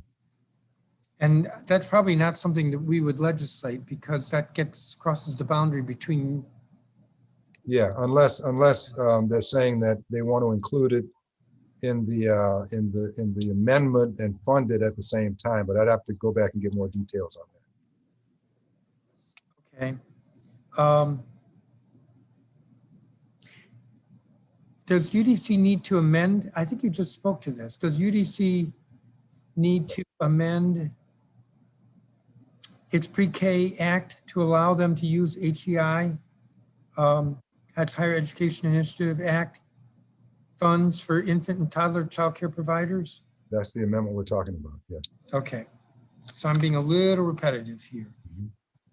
There was testimony that we should increase, or you should increase your tuition assistance program to move more part-time students to full-time. So that was a general point by Education Reform Now. Yes. And yes, that's part of how we plan to use the federal funds. We're working out the details, and most of what she said we'd agree with and are in fact working on or doing. And that's a reality that some folks are part-time because they don't have the resources, the financial resources to be full-time. It's a reality for some. For some, it's the most time they have to devote to education because they work full-time. All right. I think those are all the questions that I have. You're going to get back on the discrepancy between the budget chapters, the Amazon pipeline, the Econsult solutions analysis, Yes. the cohorts. Yeah, Franklin here, he might be able to answer that budget question for you if you like. Yes, Chairman. No, well, okay. So yes, we recognize the discrepancy, and in essence, GFO will need to be reflected of that of GGO. So our OCFO is currently working with the Office of Budget and Planning to make that amendment in the budget book. One last. All right, well, make sure you keep Christina Setlow on my staff in the loop because we're the ones who make the recommendations or adopt what the budget is on July 20th. Will do. Okay. That completes all of my questions. Thank you, Chairman. Appreciate the opportunity and look forward to continued working. Likewise, thank you very much. Okay. And we will see you around. You are excused, and we're going to turn now to the Commission on Arts and Humanities. What I'm going to do is call the public witnesses as a group. Each of them will have 3 minutes to testify. Charity Blackwell with DC Scores, Lisa Rosenthal Yaffe, who's with the DC Arts and Humanities Education Collaborative, Paul Tetro, who's with Ford Theater Society, Valerie Graff, who's with Humanities DC, Shayla Hines, who's with Arena Stage, Jenny Billfield, who's with Washington Performing Arts, Maureen Dwyer, who's with Sitar Arts Center as the Executive Director, Deborah Gutzman, who is with the Theater Lab School of the Dramatic Arts, Zachary Clark, who's with 826 DC, Christopher Morgan, who's with Dance Place, Rebecca Medrano, who's with Gala Hispanic Theater, Demoya Watson Brown, who's with the Washington Ballet, Mark Chalfant, who's with Washington Improv Theater, Mary Brown, who's with Life Pieces to Masterpieces Inc., Steve Walzer, who's with Project Create.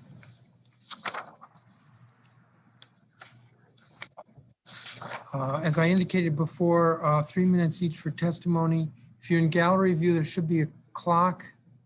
I believe it's in the top row. And we'll begin with Miss Blackwell, Charity Blackwell. I'm told she's not here. Lisa Rosenthal Yaffe. Yes. Hi, greetings, Chairman Mendelson and members of the council. Thank you for this opportunity to testify. I'm Lisa Rosenthal Yaffe, Executive Director of the DC Arts and Humanities Education Collaborative, and we're the organization that works with cultural institutions, large and small, DC public charter schools to provide equitable access, experiential learning in arts and humanities for DC students. We have a 23-year history in providing equitable access through our signature programs, Arts and Humanities for Every Student, our data visualization and collective impact work, which is led through our leadership of Any Given Child DC. We have been a key arts and humanities education grantee and partner with the Commission since they co-created us in 1998, specifically to serve the needs of equity and access to arts and humanities for DC students. And our relationship with the Commission is unique. We work through inclusion, diversity, equity, and access. And that's baked into our 23-year history. We collect the data that helps equitably distribute arts education resources to students in all wards. And during the dual pandemics, there continues to be an increased demand and need for arts and humanities education providers in school, out of school, and out of school time in all 8 wards. We're thankful for the Commission's support and support of the community during this most recent year, funds that have certainly helped us make pivots and been able to continue to serve our students. The DC Collaborative, along with its membership, many who are testifying today, have some asks of the council and some that are specific for arts and humanities education. We ask that the commission takes an equity-centered approach to funding in the wake of COVID with ongoing support. Increased funding for synchronous and asynchronous programs through expansion of the DAHI grant initiative.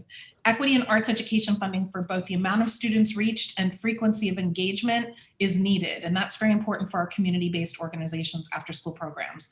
Other general asks for this year's budget include multi-year funding and more funding for operational costs, more support for teaching artists, supporting the commission's proposal that GOS grants be awarded within ranges based on budget size tiers to ensure equity, and continued dedicated funding via the percentage of sales tax and continued independence of commission.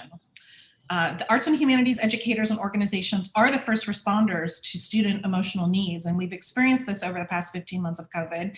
With continued racial injustice, and the arts and humanities continue to be vital and necessary vehicle to navigate our changing world and lives. And we appreciate that the commission has recognized this by reinstating the DAHI experiential learning grant program, even though the collaborative cannot directly apply.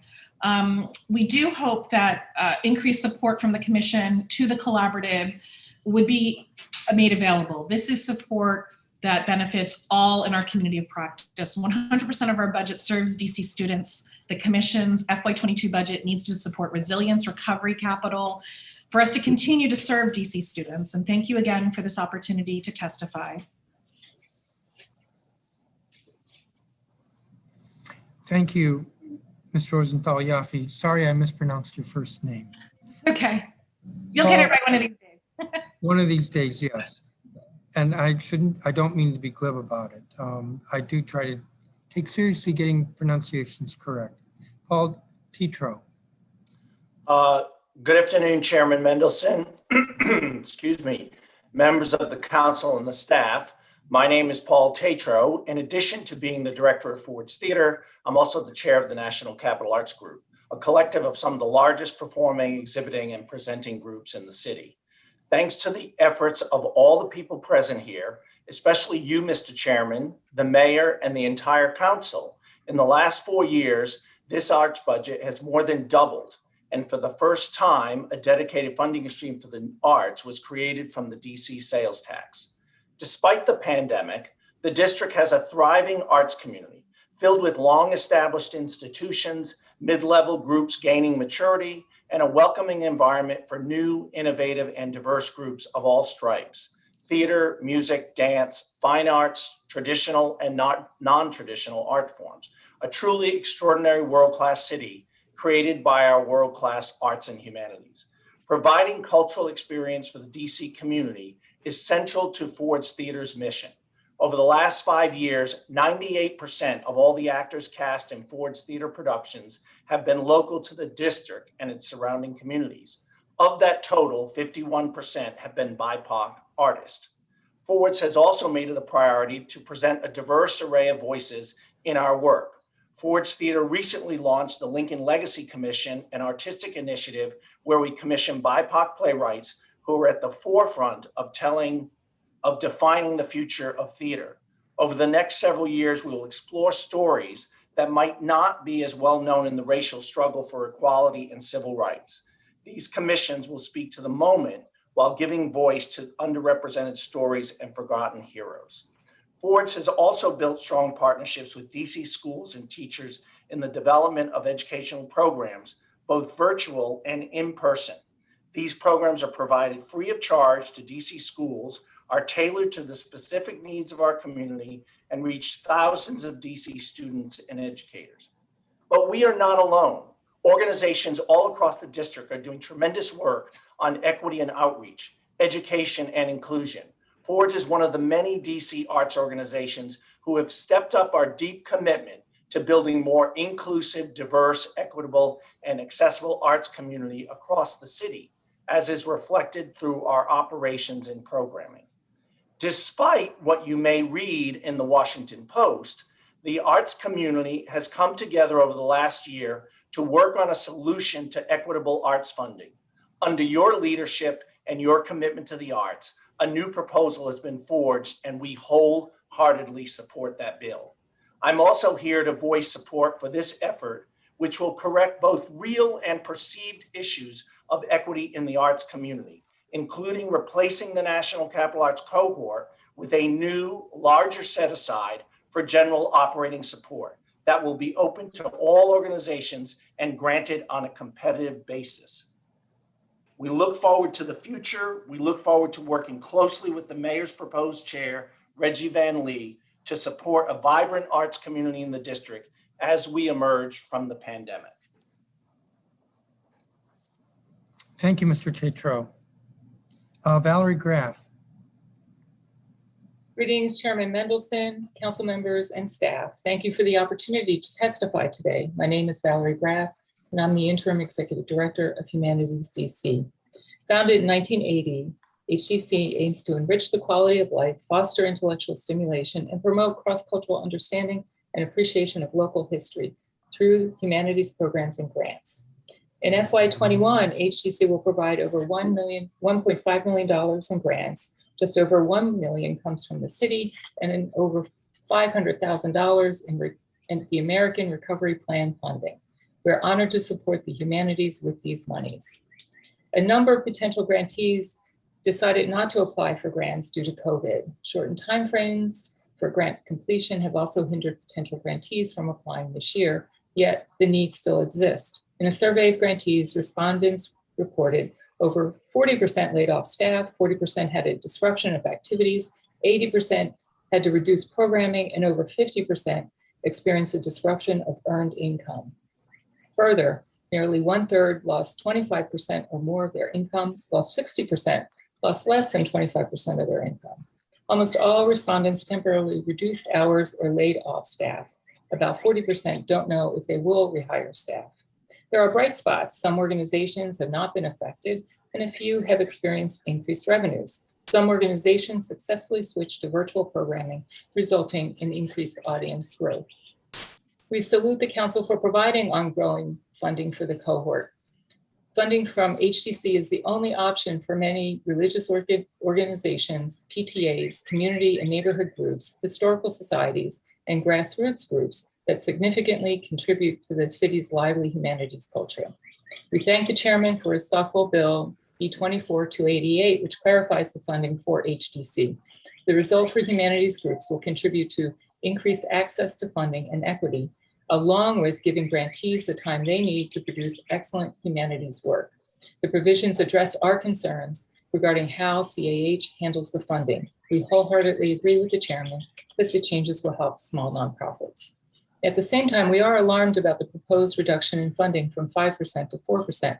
Thus, funding in FY22, when humanities groups are trying to reopen and build or rebuild their programming, is likely to have a significant negative impact.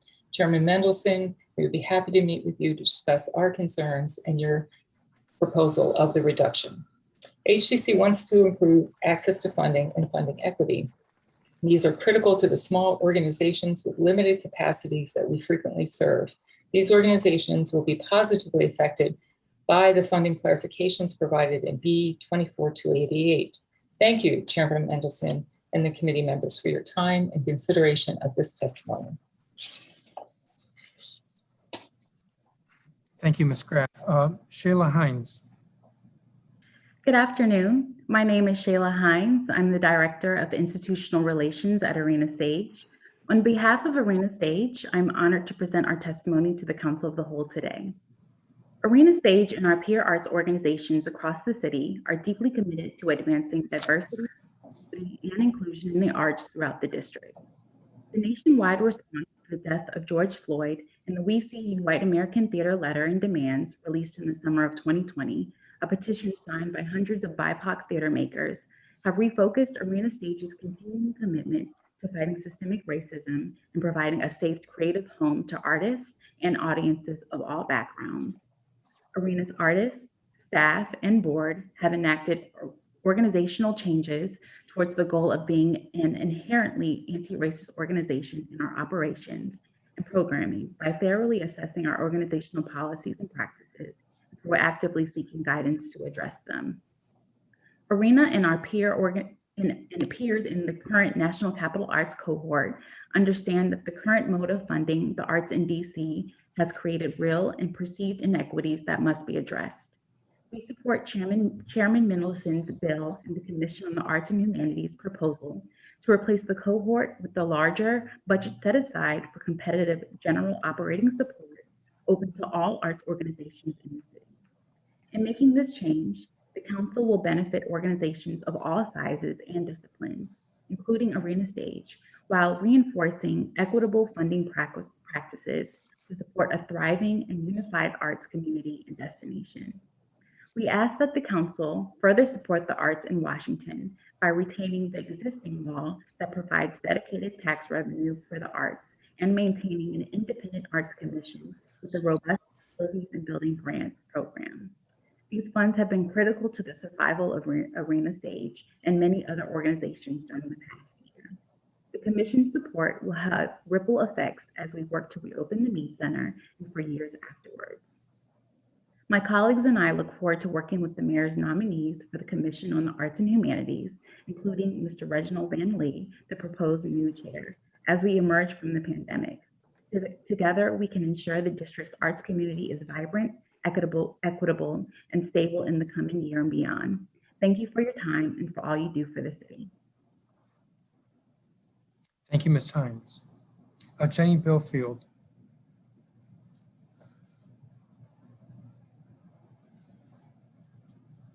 Is Jenny Billfield here?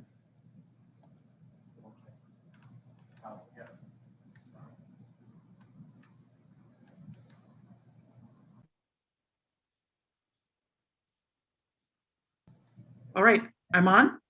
I understand we had you relegated to the ante room, but now you're here. I'm here. I've been promoted. Thank you. And thank you for having me. Greetings. Good afternoon, Chairman Mendelson and members of the City Council. Thank you for inviting testimony regarding the commission, the proposed shifts in legislation, and the mayor's recommendation for the leadership of the commission. In this very difficult and financially devastating year, artists and arts organizations have struggled mightily. The support we received from the city via relief funds and commission grants were literally a lifeline for many of us. So thank you, truly. A colleague recently shared a thought that resonates in this moment for many of us. While talent is evenly distributed across our communities, opportunity is not. Washington Performing Arts has long worked to address opportunity gaps programmatically in our structures and priorities and through partnership and collaboration. We also recognize that opportunity gaps must be addressed in multiple contexts simultaneously, not only in what we commit to as individuals and organizations, but also in broader equitable access to resource in our wider community. This resonates with our mission and history. And so now I'd like to turn to the Arts Commission's proposal as reflected in your bill, Mr. Chairman. We support the proposal presented. It addresses the real and perceived issues of equity and opportunity in the arts community. And as an organization built on the foundation of Patrick Hayes' ethos of everybody in, nobody out, we have for 50 years committed to equity and inclusion in every area of our organization. We address this programmatically through our arts education partnership with DCPS that brings excellent teaching artists to 100 DC schools annually, through our Mars Arts DC program, spotlighting local creatives across diverse genres, through our 2 gospel choirs now going strong for nearly 30 years, and through the range of free and ticketed programs we present across the city. We should and can always strive to do better to ensure that opportunity, like talent, is distributed within our community. It's imperative to rebalance the current funding formula as proposed and to prioritize general operating support that would be distributed through a competitive grant review process and according to organizational budget size. To be sure, as we emerge from the pandemic, next year will be complex and uncertain. We must dispel the misperception that organizations will just sort of find the money somewhere when funding is uneven or drops. Every dollar matters and sources of funding are not unlimited. However, I'm reassured by the commitment in the proposal and bill to sustain the dedicated revenue stream of funding, as well as a set percentage for funds designated for grants and a robust FAB fund and independent arts commission. Turning now to the leadership of the commission at such a crucial moment for the arts in the city, Mayor Bowser's nominee, Reginald Van Lee, is the right person to lead us forward, and I hope the council will advance his approval expeditiously. Mr. Van Lee is a national thought leader, a change agent, and a sought-after consultant of unmatched brilliance, expertise, equanimity, and integrity. He was my board chair at Washington Performing Arts when I joined, and a big reason why I came to Washington, D.C. His strong leadership will surely help the Commission implement the recommendations of the Task Force on Equity, Inclusion, and Belonging, as well as broader challenges facing the arts community in the time ahead. Thank you for your time and service. Thank you, Ms. Belfield. Maureen Dwyer.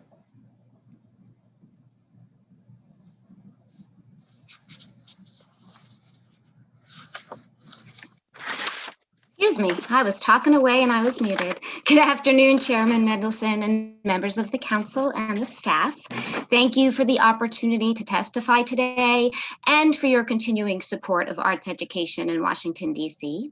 I'm Maureen Dwyer, the Executive Director of Sitar Arts Center, and we are a nonprofit providing equitable arts access learning to DC's children, teens, and young adults from low-income households and who are systemically marginalized. 85% of our 900 students are Latinx or African American, and we are located in Ward 1. However, our students come from every ward in the city, with 75% coming from Wards 1, 4, and 5. Today, I also have the privilege of representing the DC Arts Education Alliance, which is a group of 17 organizations listed in your written testimony. Collectively, our organizations educate more than 15,000 DC youth from every ward during the vulnerable out-of-school time hours, including summer. We employ more than 600 teaching artists and on average have served Washington, DC residents for 20 years. Each of our organizations intentionally supports financially under-resourced families, and our collective work advances equity by supporting systemically marginalized communities, including incarcerated youth, Black boys and young men in Ward 7 and 8, youth living in foster care or experiencing homelessness, adults experiencing homelessness, veterans, and people recovering from addiction. To advance equity, Sitar and our peers must rely on public and private support as an essential revenue stream. For most of us, the Commission on the Arts and Humanities is our primary or only local government support. We are therefore deeply appreciative of the increased trajectory of funding for the Commission now and over the next 5 years. We strongly support the continuation of dedicated funding for the arts as upheld by Mayor Bowser in the FY22 budget, as well as the making of CAH an independent agency in FY19. While we are in full support of that architecture remaining moving forward, we also acknowledge that there have been some inequities in funding across the entire field. And we are also in strong support of the proposal by the Commission that was thoughtfully received by Chairman Mendelson and very strongly represented in the Equity in Arts and Humanities Bill. We uphold the introduction of replacing the special funding cohort for the NCAC with a new requirement that 54% of all grant funds are awarded as general operating support grants, open to all arts and humanities organizations on a competitive basis. We appreciate the change from 22% maximum funding for administrative costs so that our entire grant pool increases by 1%. And as we grow to reach more DC residents, we support the proposal that GOS grants be awarded within ranges based on budget size tiers. Finally, we uphold the keeping of the FAB grant designation of 17% of grant funds. Providing equitable access to general operating support for educational organizations is urgent. Thank you for this consideration. Thank you for the bill that is introduced, and we appreciate your time and consideration. I'm happy to answer any questions. Thank you, Ms. Dwyer. Deborah Gottsman. Hello and good afternoon, Chairman Mendelson, council members, and staff. Thank you so much for this opportunity to testify. I'm Deb Gottesman, co-founder and executive director of the Theater Lab School of the Dramatic Arts, a nonprofit theater school dedicated to transforming lives through theater education. We serve more than 3,000 students each year, from young children to seniors in assisted living facilities, providing both the artistic and the real life benefits of high quality theater education to district residents whom the arts don't always reach. I am also here as a founding member of the DC Arts Education Alliance. I'd like to take this opportunity to express my support of the changes proposed by the DC Commission on the Arts and Humanities and the bill introduced by Chairman Mendelson, which would make that proposal law. We specifically appreciate the replacement of the National Capital Arts cohort with the requirement that 54% of all grant funds be awarded as general operating support, open on a competitive basis to all arts and humanities organizations, tiered according to budget size. Like our arts education colleagues, general operating support is our biggest need, and we appreciate the increased focus on providing this critical support to organizations whose primary purpose is to encourage the next generation of artists, as well as those that present the work of existing artists. We appreciate the recognition of both the Commission and Chairman Mendelson of the important role that organizations like ours in the Alliance play in the city. As you may know, the members of the DC Arts Education Alliance never closed their doors during the pandemic, adapting classes to the virtual environment, delivering technology where it was needed, and creating safe physical spaces where arts education could continue to uplift young people during a time of extreme social isolation. While schools reported record student disengagement, reflected in both low attendance and a reluctance of the students who did attend to participate on camera, our students from identical regions of the city not only showed up with cameras ready, but were eager for additional classes and performance opportunities. We were also honored to be given the opportunity to work with DCPS teachers to train them how to create interactive classrooms where students both wanted to be seen and felt they had been.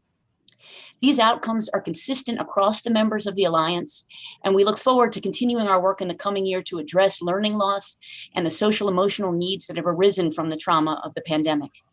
With increased funding for GOS, we'll be able to provide more opportunities for participants to participate in our scholarship programs, as well as to expand our Life Stories programs, which teach young people both in and out of school to use their lived experiences as a springboard for creating original dramatic works. Thank you so much for your support and for your time. Thank you, Ms. Gottesman. Zachary Clark. Hello, my name is Zachary Clark, and I serve as the Executive Director of 826DC. I want to first thank the Council for providing me with the opportunity to speak in support of the Commission on the Arts and Humanities today. 826DC is a nonprofit writing education organization based in the heart of Columbia Heights that serves K-12 students in all wards of the city. Through mentorship, small group instruction, and collaboration with DC's incredible classroom teachers, our team offers dynamic, arts-integrated instruction and publication opportunities for young people from financially under-resourced families. We believe that the stories young people have to share will change our city for the better, and 826DC is committed to providing students with the writing tools necessary to tell those stories broadly. 826DC is proud to be a part of the DC Arts Education Alliance, a collective of 17 arts education organizations who are working together to leverage our individual resources to serve DC youth.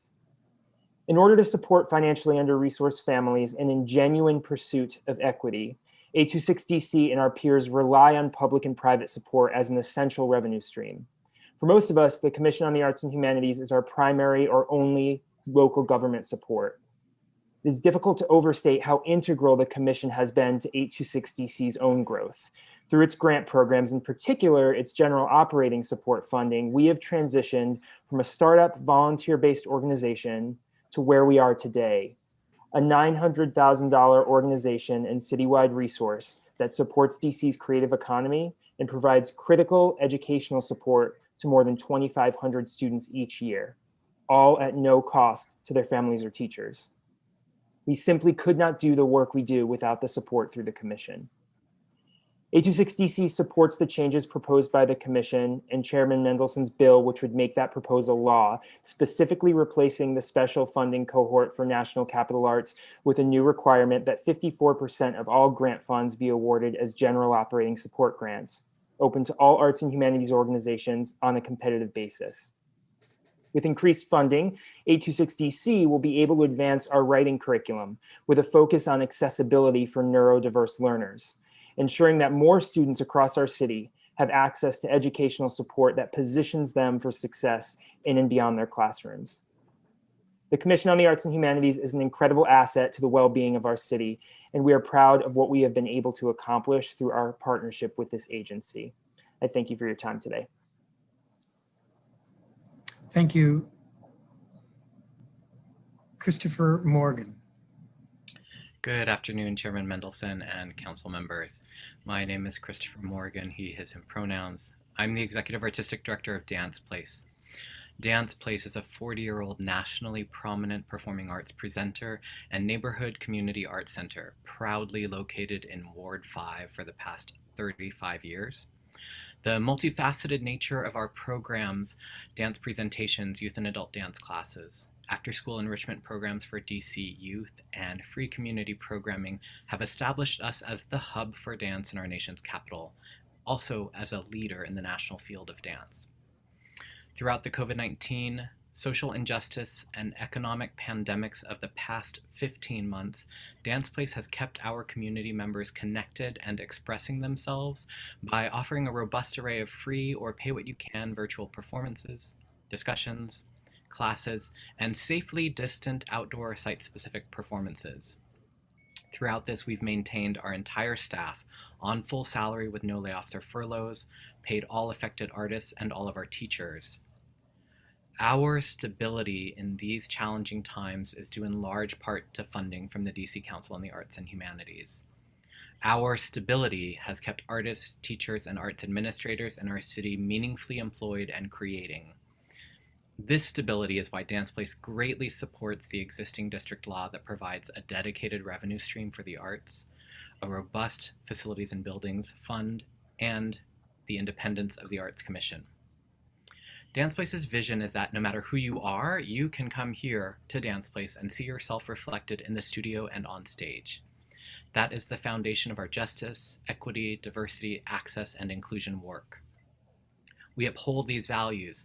74% of artists presented in the last 3 performance seasons identify as Black, Indigenous, and/or people of color, LGBTQIA, and/or disabled. We are really grateful to be part of a city that values the arts with meaningful, dedicated funding. Along with all of these other arts institutions I'm honored to work with here in the district, the newly proposed chair of the commission, Reggie Van Lee, and other new and returning commissioners, Dance Place and I look forward to being part of the resilient recovery of the arts in the district from the triple pandemics. We look forward to cultivating a more just and equitable arts ecosystem.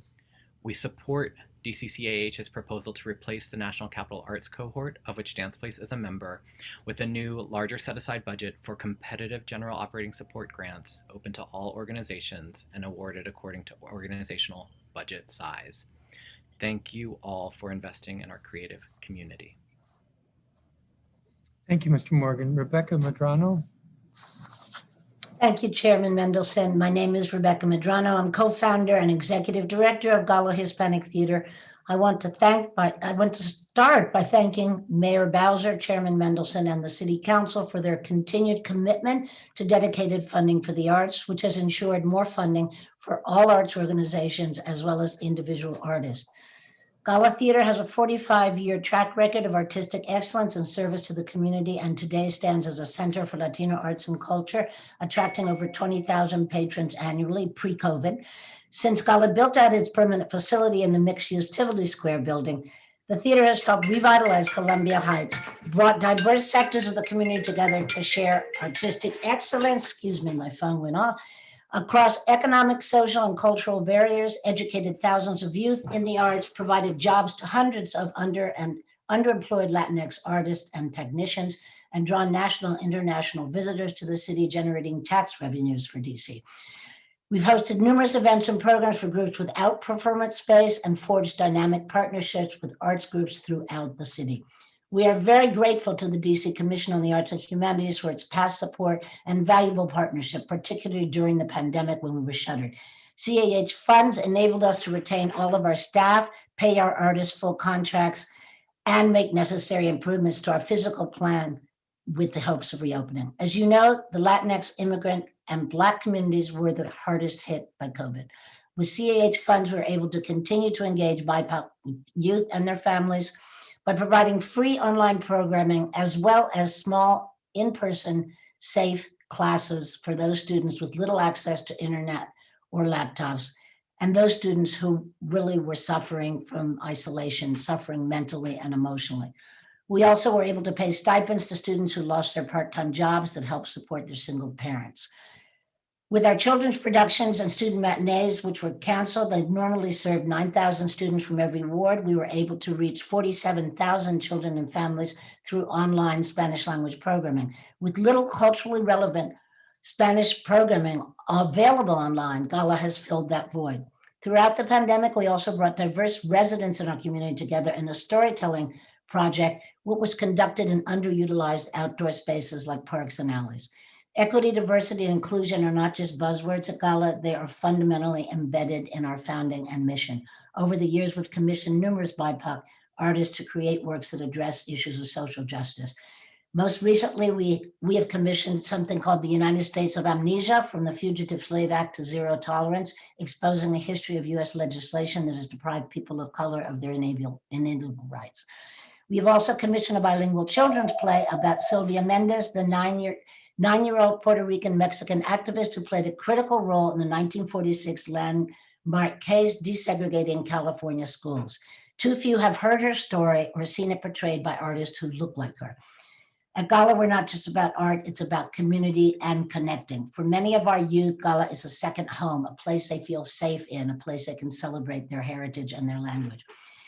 As a member of the National Capital Arts Cohort, we fully support the new proposal for enhanced and equitable funding through a broader and more equitable GOS program. We also fully support the mayor's recommended nominations for leadership, and we look forward to working with Reginald Bentley in this new, in his new capacity. We urge the City Council to increase funding for the DC Arts Commission, and we thank you for all you are doing to support our diverse artists in this city. I want to close by thanking particularly the Executive Director of the Commission, Haran Sureki Braham, and Grants Manager David Markey for their hard work, their responsiveness, and their efficiency. Thank you so much. Thank you, Ms. Medrano. I let you go over, even though I've been cutting everybody else off. Sorry. Demoya Watson-Brown with Washington Ballet. Yes. Good afternoon. My name is Demoya Brown, and I'm the Community Engagement Manager for the Washington Ballet. I have the privilege of leading our efforts to bring dance education to more than 1,000 DC public school students each year, and witnessing firsthand the health, social, and emotional benefits our 7-week dance residencies have on students. We use the power of dance to impact futures and create leaders of tomorrow. Thank you for your longstanding support of the Washington Ballet, which is the ballet in and of the nation's capital. We celebrate our 76th anniversary this year, and we are proud to continue to be an integral part of the fabric of the city. The DC Commission has supported our work on the stage and in the community for over 30 years, and its leadership and generosity has played a vital role in our success. We support the Arts Commission's proposal reflected in Chairman Mendelson's bill to correct both real and perceived issues of equity in the arts community, as well as retaining existing law that provides for a dedicated revenue stream for the arts. The Washington Ballet's mission is centered on our steadfast belief in the positive impact of ballet for all. Our three-pronged mission is to deliver world-class performances, growing the next generation of dancers, and serving the entire community through robust community engagement programs. We invest $1.2 million annually in community programs, reaching over 150,000 of DC's low-income youth and adults over the last 15 years. We set national standards through innovative programming and creative use of resources and partnerships, while providing life-enhancing dance training for students who would not otherwise have these opportunities. As a founding partner of the ARC, we are the only major American ballet company with a thriving ballet training campus located in and dedicated to serving a low-income neighborhood. We serve as a national model for equity in ballet training. TWB is a vital resource giving students of Ward 7 and 8 exposure to dance, allowing them to realize their potential in building strong character, drive, and discipline within a supportive and collaborative environment. Each year, TWB provides tuition relief to 90% of students at our Southeast campus, valued at more than $300,000, enabling them to experience the life-changing benefits of dance. Our work has not only been dedicated to our artistic pursuits, but also to examining structures, policies, language, and biases that contribute to systemic racism. Our Diversity, Equity, Inclusion, and Belonging Task Force is working on an equity audit, strengthening our DEIB practices, and reestablishing our core values to be immersed in every studio and office and reflected on our stage. We look forward to working closely with the mayor's nominees to the commission, including the new proposed chair, Reggie Van Lee, who was a crucial voice in bringing Artistic Director Julie Kent to lead our organization. In closing, I would like to again thank you for your leadership and support for arts funding, ensuring that our nation's capital leads by example. Thank you for your time. Thank you, Ms. Brown. Mark Chalfant. Good afternoon. Thank you, Mr. Chairman, honorable council members. It's great to be here. Thanks for having this hearing. I'm Mark Chalfant. I'm the Artistic and Executive Director of Washington Improv Theater, or WIT. We are a performance and education nonprofit presenting transformative classes and exhilarating performances in Ward 1 for the last 23 years. We believe that improv is for everyone, and everyone has something to bring to and to discover through improv. Firstly, just some kudos to the commission in general. During the pandemic, they have really hustled to find ways to support arts organizations and individual artists. And I just want to commend the work of the commissioners, the outgoing chair, the hardworking staff of the commission, and the leadership of the commission. It has not been an easy time for anyone in the arts, and it certainly has not been an easy time for the commission as well. Turning to the budget, it's great to see dedicated funding still going strong. It's so important because it allows the commission to really focus on creating stability for artists and arts organizations, and that is such a gift when you're trying to plan and grow. To know that if everything else stays the same, like, we should be able to count on support. There's no sudden moves, so it's terrific to see the mayor's budget embrace that principle of dedicated funding. It's great to see equity being addressed through the suggested legislation and your bill, Chairman Mendelson, really just sort of shifting everyone into the same competitive pool for arts funding, especially for general operating support. It just seems like this is an easy win for everybody, and sort of getting rid of the perceived or the real special status that the larger organizations had by being included in that National Capital Arts cohort. It's just going to help everyone feel like, okay, we really are on a level playing field. So this is great to see. Transparency is a big thing for me, and it's just been so nice this year to find the budget document, and I sort of understand it. I mean, I'm not quite 100%, but I remember the very first time I ever saw a DC Commission budget, it was so difficult to piece together. And I think, the council's oversight has definitely, I think, helped. And also just, I think the mayor's office and the commission, everyone seems to be aligned in agreeing on this is how we can present the budget in a way that people can really understand and talk about. Something that no one's talking about, which is sad for me, is the cultural plan. Remember that. It's nice to see in the steps that the commission has sort of planned out for itself. It's great to see them reaching out and finally trying to connect with other organizations, other agencies to address the cultural plan.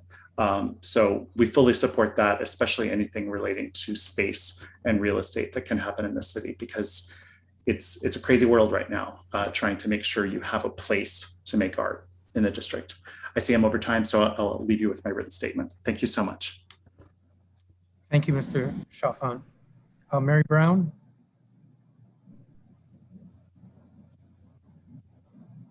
Mary Brown. Here I am. Can you see me and hear me now? Yes, I can. Very good. Good afternoon, Chairman Mendelson, members of the council and the staff. My name is Mary Brown. I'm the co-founder and executive director of Life Pieces to Masterpieces right here in Ward 7. For 25 years, we've been successfully providing opportunities for Black boys and young men ages 3 to adulthood to develop character and leadership, unlock potential, transform their lives and communities, all through creative expression. Major gratitude to definitely DC Public Schools, OSSI, Learn 24. But today I'm here to talk about the commission and the dedicated support that we have been receiving over the years that allowed us to pivot in the middle of this crisis while our children were being bombarded by challenges and our families. Life Pieces to Masterpieces was able to provide hybrid programming, started in June, where we were running an outdoor campus to stay physically connected with our boys and young men, and also a stellar virtual program where we continue to stay connected to our boys and young men creating art. Please visit lifepieces.org to actually see the work that we've been doing. We are a founding partner of the DC Alliance for Arts Education, the DC Arts Education Alliance, very proud of that. 17 arts education organizations who coalesced most recently to leverage our resources to expand our work to more young people who need what we have to provide. We support the changes proposed by the commission, and we support your bill, Chairman Mendelson, that would make this proposal law, specifically replacing the special funding cohort for National Capital Arts with a new requirement that 54% of all grant funds be awarded as general operating support grants open to all arts and humanities organizations on a competitive basis.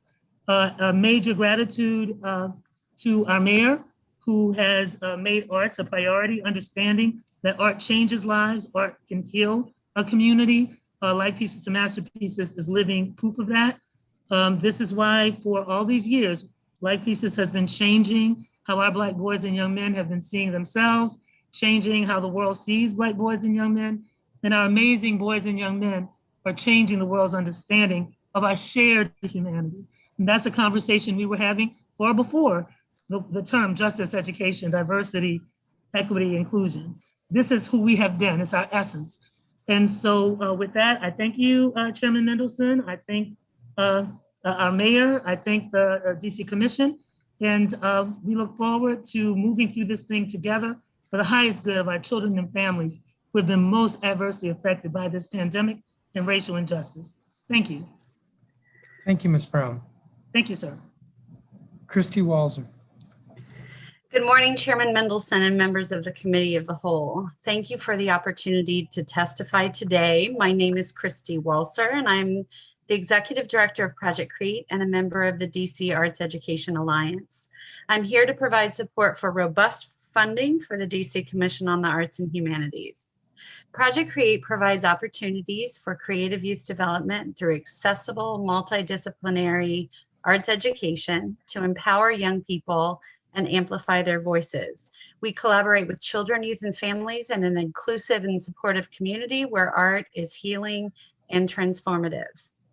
For 27 years, Project CREATE has worked in partnership with social service organizations that offer emergency, transitional, and long-term housing to youth and families experiencing homelessness, as well as with out-of-school time community-based partners in underserved district neighborhoods east of the river.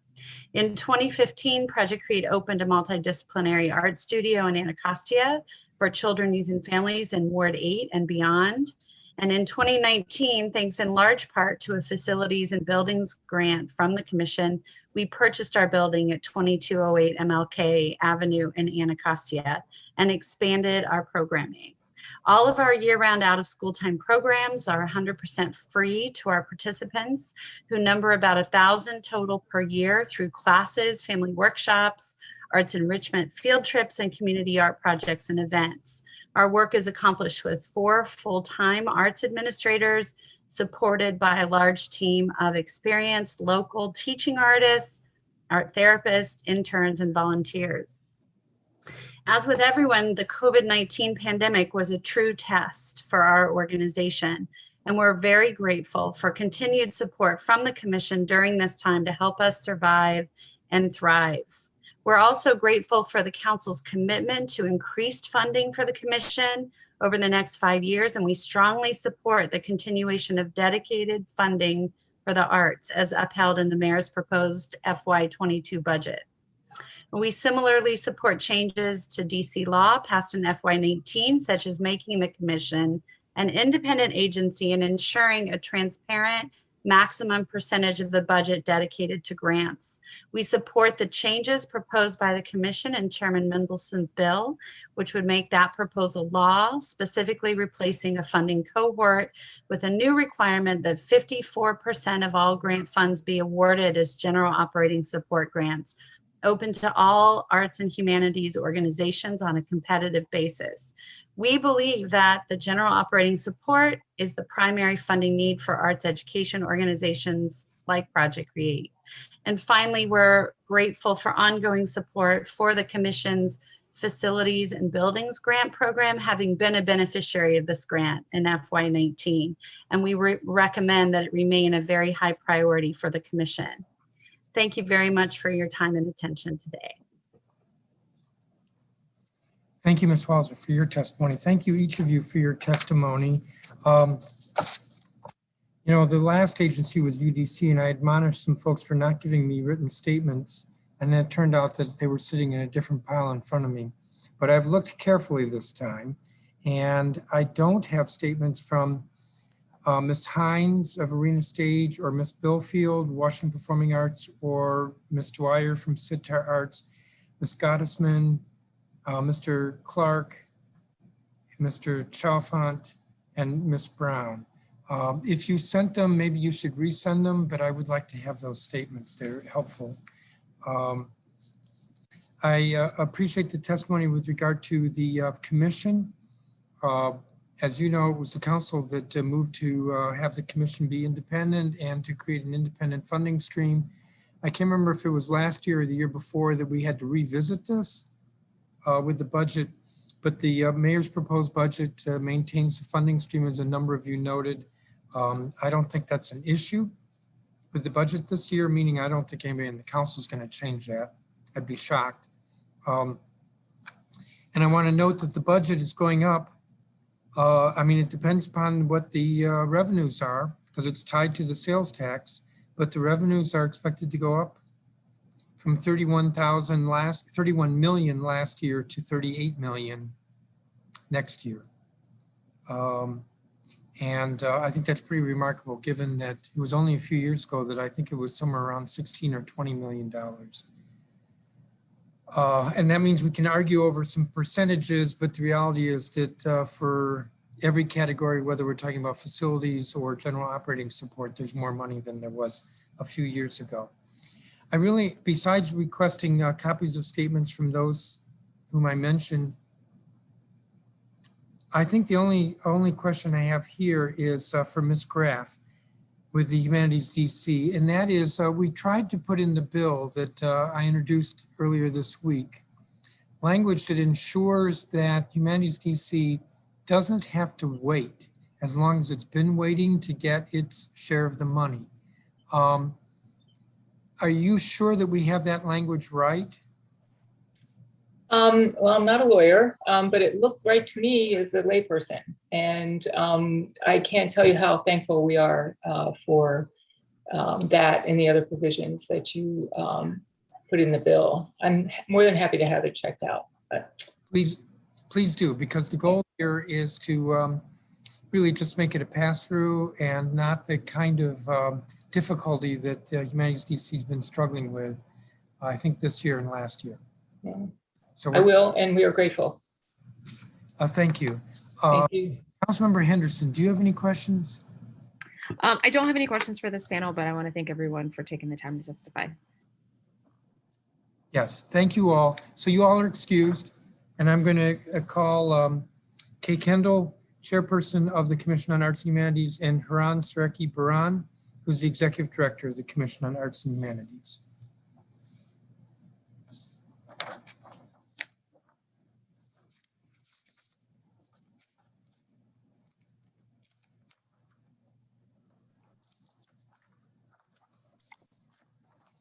Ms. Kendall, since I see you want to go first? Okay, thank you. Good afternoon, Chairman Mendelson, council members, community members, and staff. My name is Kay Kendall, and I'm the chairperson of the District Columbia Commission on Arts and Humanities. It is an honor to be before you today. I'd like to begin by acknowledging that we stand on the ancestral land of the Nacotchtank, Anacostan, and Piscataway peoples, the first residents of what would later become the District of Columbia, and I pay my respects to their elders, past and present. In the 6 years since Mayor Bowser first appointed me to be the chair of the Arts Commission, so much has happened locally, nationally, and internationally. I wanted to take a moment to highlight some of the agency's many accomplishments I've been fortunate to see firsthand as chairperson. Unlike some past chairs who had previously been commissioners, I came in as a true freshman, having never served on this board. Of course, I had served on the boards of several Washington arts organizations, and I was familiar with the local arts sector. I soon realized that serving on the board of a government agency is not quite the same as the board of a nonprofit organization.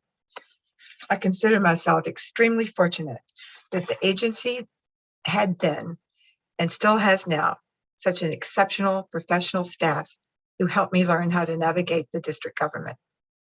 The talent, intelligence, and dedication of these employees is truly commendable. After 6 years of watching behind the scenes, I do not exaggerate when I say that these individuals are committed public servants, always looking for ways to improve the resources and services they deliver to the district residents. I'm extremely appreciative of all they do. In looking back over the various initiatives and programs during my tenure, the one that stands out as perhaps the most significant and impactful was our program to fund arts and cultural field trips for DC students. Exposure to the arts at a young age can be transformative for a young person. Social skills, critical thinking skills, and test scores are all improved in students who engage in the arts. Research suggests the benefits may even be greater for at-risk youth. Research also shows that an individual who does not experience the arts during their youth is significantly less likely to want to experience the arts as an adult. Outreach, awareness, engagement are constant considerations. When you're in the business of awarding grant money, you want to make sure as many people apply as possible in order to spread the wealth. Since I became chair 6 years ago, the commission's budget has more than doubled from just over $14 million in 2015 to $38 million today. As you'd expect, the increased funding has allowed for an increase in the number of grant awards. But those aren't the only numbers that have gone up in the last 6 years. We're not only awarding more grants, but we're also receiving more applications. Therefore, each year we're awarding funding to more first-time grantees. In FY 2017, we had 139 first-time commission grant recipients. We came close to doubling that 2 years later in FY 19 with 227 first-time commission grantees. In just this past year, we created 3 opportunities for deeper engagement with the community. Through our task force on equity, inclusion, and belonging, through the Public Art Master Plan update, and through the agency's new 3-year strategic plan. Currently, there is more work to be done. There always is.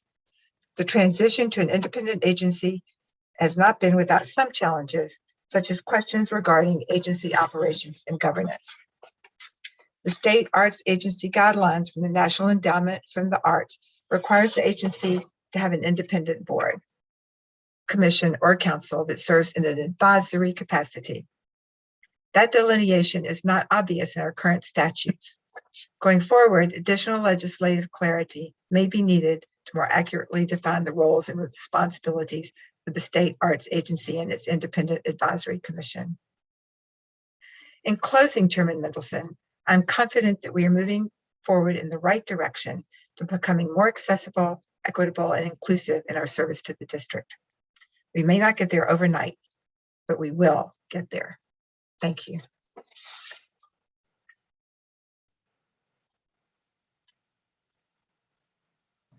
Thank you, Ms. Kendall.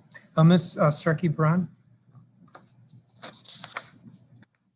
Good afternoon, Chairman Mendelson, council members, community members, and staff. My name is Heran Serek Abrahan. I serve as the Executive Director for the District of Columbia's Commission on the Arts and Humanities. It's an honor to be with you today to discuss the agency's proposed budget for fiscal year 2022. Mr. Chairman, as you know, the Commission's budget is funded almost exclusively by a dedicated percentage of sales tax revenues collected. Our annual State Arts Agency partnership grant with the National Endowment for the Arts represents just under 3% of the agency's annual budget. When dedicated tax funding for the Commission began 4 years ago, many of our stakeholders who had long pressed for a dedicated tax cheered for victory and the agency's increased budget. They also breathed a sigh of relief that after the countless hours of advocacy work over the years, they could now devote more time back to their art, secure in the knowledge that the Commission had a healthy, stable budget. The public health emergency of the last 15 months looked to seriously challenge that stability. Between our prudent planning and the revenue collections, we count ourselves extremely fortunate that we have not had a significant reduction in our budget for either FY20 or FY21 to date. With the city reopening as we speak, there is the sense that the ground below us is getting more solid with each passing week. For the past several years, the Commission has held the distinction of ranking #1 in local government funding per capita among the 56 state and jurisdictional arts agencies in the nation. The Commission's annual budget represents an investment in the arts of almost $48 per district resident.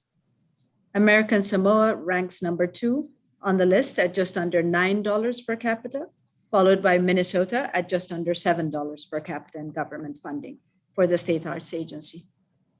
Mr. Chairman, no other state or jurisdiction comes anywhere close to the district's per capita investment in the arts.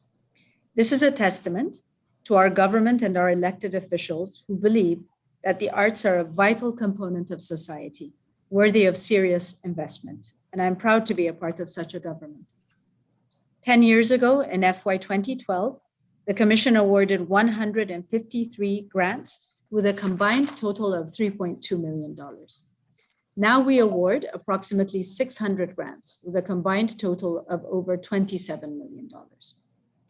Depth versus breadth is a perennial concern for many grant makers in various fields.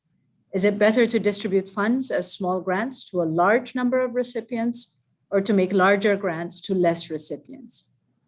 Which approach will have the most impact and benefit for the community? And the nuances within each. When does a grant award become too small to be useful to the grantee versus when does an award become too large to be properly managed, putting the grantee at risk? While I won't be able to answer these questions today, I mention them because they represent a slice of the ongoing internal evaluations that the staff of the agency conduct in order to improve our processes and to be responsive and timely in our grant programs. I can say with full certainty that any approach taken must be intentional and informed by research, data, and community input. We already do this and have done so for many years. But because excellence is a habit of practice, we must strive to improve our work constantly. We must be more intentional about making our grant programs accessible and equitable. Currently, the law hinders that responsibility. The categories and budget allocations prescribed by legislation make us less responsive to the needs of the community and prevent adequate performance oversight and monitoring, most notably in the case of the legislated National Capital Arts cohort, as you heard from many of our witnesses today. If we truly intend to be more equitable and accessible in our grant making, the National Capital Arts cohort cannot continue in this manner. It must be replaced by a general operating support grant program that can be accessed by a larger number of organizations with funding tiers based on the grantee's annual budget. Grant awards must be right-sized in order to provide the most support while still being manageable and actionable. Remembering that the Commission's grants awards are made using public funds and that we, as a government agency, are to be good stewards of the public trust, We believe that informed grant making is responsible grant making. The commission was established to, quote, take action concerning the needs of the residents of the District of Columbia for activities in the arts and humanities, and concerning the development and improvement of activities in the arts and humanities in the District of Columbia, end quote. Our grants are investments to develop and improve cultural programming to meet the needs of district residents and improve the quality of life in our communities. The agency has taken steps to deepen our knowledge and become better informed in order to make grants as responsible investments. We collect demographic data from our grant applicants, a practice the agency had not done previously. And we're also in the process of contracting for a study on the economic impact of COVID-19 on the district's arts and cultural sector. Finally, becoming more responsible in our grant making demands that we recruit grant review panelists with the requisite knowledge and experience to appropriately assess the applications we receive. Currently, these panelists are volunteers who serve without compensation in accordance with statute. Because our panelists are typically artists themselves, it can be challenging for them to take time away from work to participate in the review panel. We believe that offering these panelists a small monetary stipend will help address this challenge and allow us to recruit and retain a greater number of individuals to assess our grant applications. Such a plan would require legislation, as you know, Mr. Chairman, and it's a subject we've discussed in the past. I believe it may have first come up when in 2017 under our former director, Arthur Espinoza, but I take this opportunity to bring it before you once more for consideration, because it speaks directly to equity and access on both sides of the equation, the grant applicant and the grant panelist. In closing, I'd like to extend my deepest thanks to our staff members who have really managed to maintain our quality of service and programs to the community throughout the pandemic, and give of themselves unconditionally to the work. My deepest appreciation also to the members of our arts and humanities community for their spirit, their endurance, and their talent. It's been a difficult year for all of us, and the arts and cultural sector has been hit especially hard. My intention is for our agency to be a leader in the recovery efforts for the district's cultural sector, providing the resources and support needed to build back better in every way possible. Thank you for your time, Mr. Chairman. I'm happy to take questions. Thank you to both of you for your testimony and also for your service. And this may be the last hearing before the council with Ms. Kendall, since her term is up at the end of June. So I especially want to acknowledge and thank you for your service. And note that when you first were appointed, I don't think you expected that you would go through the trials and tribulations of the bank being locked up and fighting over whether the commission would disappear because it became independent, and therefore, I can't remember what some of the horror stories were. So it was a little bit more than you asked for. And I want to thank you for your steering the commission through all that. That's very kind. I think there's only going to be time for one 10-minute round for me and Councilmember Henderson. I do want to note, Ms. Kendall, in your statement near the end, you made reference to delineation of independence between the commission and the staff that's not obvious in our current statutes. And I don't know if I should ask you or the executive director, but it would be helpful if maybe I saw some suggested language changes so that I would have the benefit of clarity in that suggestion. I have to ask a few technical questions. In the budget, there's an increase of 3 FTEs in communications and a reduction of 2 FTEs in the customer service activity. Can you briefly explain that? Brandy, you want to take it? Yes, we have our budget manager here. There hasn't been an overall change altogether, but he can explain the shifts that have happened or Okay, yes. Are you on there? Yeah, turn your camera on. Oh, he's muted at the moment, Brian. Yeah. Good afternoon, Chairman Mendelson, members of the council.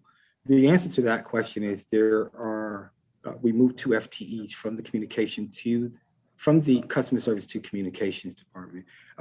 One of those positions where we repurposed was a public affairs specialist, which the director at her request was moved in that particular position. And the other position was a position that was previously classified as a special assistant. We moved that position again as part of the setup with communications under Jeffrey Scott, which is the communications department. So communications is that service to the arts community, or is that more about, I'm going to say press releases, and what's the loss in terms of customer service? So when we moved those FTEs to communications, the premise was that we were going to increase our focus on community outreach and engage in the activities where we can get more feedback and speak to the mission of the agency. So if I may, Chairman Mendelson, it's also a increased sort of need that we see. We are trying to be more present and connected to our communities out there, provide professional development opportunities and programming that supports our organizations and individuals as resources. So, and quite a bit of what came through the task force recommendations also included a lot of policy advice on continued engagement and more engagement with the communities. So the staffing arrangement sort of supports what we're trying to do in that regard. With regard to community engagement, working with the arts community. Yes, we provide, this year we've provided a lot of programming to our community members, individuals and organizations through a very concerted sort of community engagement program. We had 3 tracks going: business in the arts, a showcase of artists, and CAH in the community. So we're trying to expand out of just the grants role and provide resources and professional training opportunities for the community. Now, a big part of your budget is grants. Yes. And do you have enough staff devoted to the grant making, monitoring activities? We've done really well. This goes back maybe a couple of years to the an assessment that we got done by a nonprofit that looked at our grant making practices and proposed, I want to say in 2019 or so, proposed a couple of good recommendations on reducing portfolio numbers for grant managers and also engaging with the community more, doing more than just grant making. And so we have the numbers where we want them now. We still have a couple of grant manager positions that we're hiring for, but the portfolio numbers that each grant manager oversees has gone down, which will allow for deeper sort of relationships to build between grant managers and grantees. And it will make for, sort of a more strategic way of working for us with staff. Now, you had a decrease in your budget of $75,000 in the Arts Learning and Outreach Program, which I believe was inter-districted from Department of Employment Services. What was the program and why did it end? That's the summer youth program, Marion Barry's summer youth program. We are, the year and the couple of years that we've discontinued it, there was a staffing, the people who had staffed it before had left, and we haven't built capacity back up quite yet. But we do intend to go back to participating in that in a year or so. So the inter-district was to basically subsidize you for participating. Correct. Yes.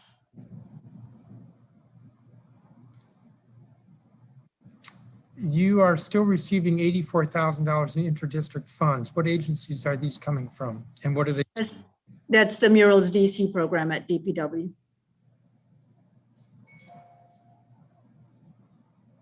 That's entirely at the Murals DC? Yes.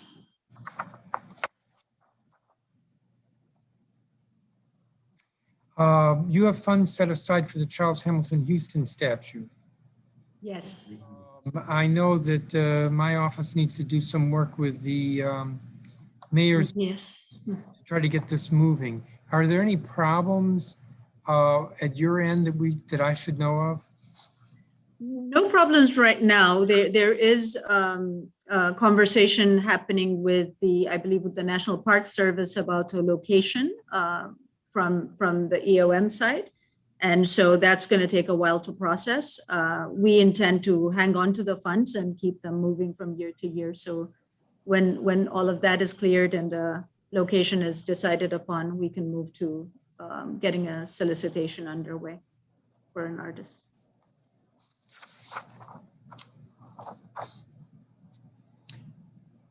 There's been discussion over the last couple of years, 2 fiscal years, about providing more support for local go-go artists. Have any go-go entities come forward that could qualify for general operating support grants?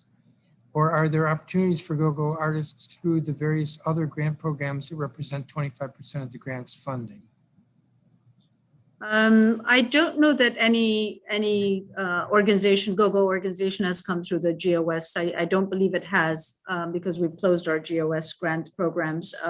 We had, I think, 3 or 4 successful awardees in the go-go fellowship program. And we have just gotten notified from the NEA that we have received our on-year partnership grant. And a part of that is going to be the traditional folklife partnership, which we intend to work with Howard University and our commissioner, Dr. Natalie Hopkinson, to work with Howard University on go-go related projects. So we'll be supporting their initiatives there at Howard University for go-go.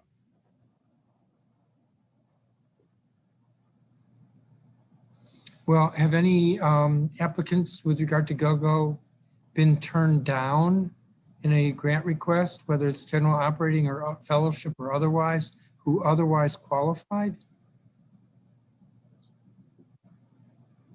So last year, 3 out of 4 applicants were funded.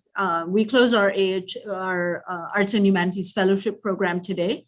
So we'll have a better sense of how it goes for this year. But last year we had 4 individual applicants and 3 of them were funded. You know why the 4th was not? Not offhand, but I'm happy to look up the panelists' comments and share that with you. If you would. Yes. My last question, could you, I don't expect you to do this right now, could you follow up and give me funding through the Commission on Arts and Humanities for Humanities DC for the last 6 fiscal years? That would be fiscal year 16 through the current fiscal year 21. Okay. Just want to know what that's been. Yes, definitely. I can get back to you with that. Thank you. Councilmember Henderson, do you have any questions? I do. Thank you, Mr. Chairman. Good afternoon. I first wanted to start with a follow-up conversation from performance oversight hearing, because I said I would come back to this to see whether or not the commission has updated the website to make it easier to find the recommendations from the Diversity, Equity, and Inclusion Initiative. Yes, it looks like we have. Yes, I'm looking at our communications person. Okay, wonderful. Our chief of staff, yes. So where should a person look in this budget to see how the commission plans to implement some of those initiatives? Are those just embedded into the various programs? Are there specific line items? How are we going to effectuate that through financial? So quite a bit of our initiatives on IDEA, inclusion, diversity, equity, and access we're looking to sort of fund it out of our contracts side. Okay. So we have initiatives that will bring on consultants that will fund capacity building initiatives with organizations. We're looking to do an analysis of our demographic data so that there's consistency over time in how we gather that and evaluate that. Okay, so I noticed you all have like a $1 million increase in contractual services. Is this part of that? Yes, ma'am, it is. Okay. And so is there at any part of this in terms of contractual services, instead of just being consultants, et cetera? Are any of these going to be direct to grantees, helping to, speed up processing, grant work, et cetera? This will work as contracts. It would be building the capacity of grantees, but they wouldn't be offered as grants. No, yeah. So we also, as you may know, Councilmember Henderson, we're also going through a strategic planning process and a public art master plan process. And there are some recommendations coming out of those planning processes that deal with equity in public art as well as elsewhere. So those are the things that we would be funding through, to make those recommendations real. And so we can fund for the initiatives to respond to those recommendations. Okay. I think Mr. Chairman might have touched on this just a little bit, but I noticed that there was an increase in the line item for neighborhood public art activity, and that Lincoln Theater and Murals DC has been zeroed out. Did you combine Murals DC into the neighborhood public art activity? Is that why it's not a separate one? It's shifted. I'll let Brian speak to it. It was documented in the wrong place. Oh, okay. Good afternoon, Councilmember Henderson. Yes, well, as Director said, they're not zeroed out. They're actually in activity 3010, where we have specific activities that they should have been in, which are 3060 and 3090 respectively. So that was an error that we did not get to correct, but the funding is there. Okay. Is it, kind of speak for the chairman here, but if you can make sure that the committee has the correct numbers so that can be reflected prior to. It is still in the program though. The program, which is DZ Creates Public Arts. Right. Funding is in that program, yes. Okay. So how does the neighborhood public art program work? Who determines which neighborhoods get public art, and how is that decided? So there are specific public art grant programs that organizations apply for, as well as bids. And there's the Art Bank program, and several of the public art programs are grant programs. Some of them are conservation programs, but quite a few of them are competitive grant programs that organizations apply for. I think where you might be headed with this, Councilmember Henderson, is an equity issue. Yes. Part of what's coming from our public art master plan is similar to that. And so they have good recommendations in place about engaging. Part of the question is capacity. These are very dense, very complicated application processes. There's a lot of ENC engagement, community engagement that has to happen before you can submit these applications. So one of the recommendations that's come through that we, have noticed over time also is that it's a capacity issue. Some organizations can do this easily, some are at different stages of being able to do this. So there's a thought to trying to create an on-ramping kind of grant program where, we're able to provide some support for a stage of planning or something like that for a public art program. So we're looking at that very closely so that, there's equitable access to applying, at least for these grant programs. Yeah, well, equitable access to applying, but then also equitable access to even just knowing that this is an opportunity that a ANC or civic association has to bring to their particular area. Yeah. I'm running out of time here. I wanted to ask about the cohort funding. And I understand that the commission worked with Chairman Mendelson on the legislation bill 24-288, which makes some structural changes to the cohort. The proposed legislation creates a new cohort at a 25% for other grant programs established by the commission. Can you explain what that might look like, this new cohort? So the arts and humanities cohort includes all of our grant programs. It was there last year. It's been there the whole time.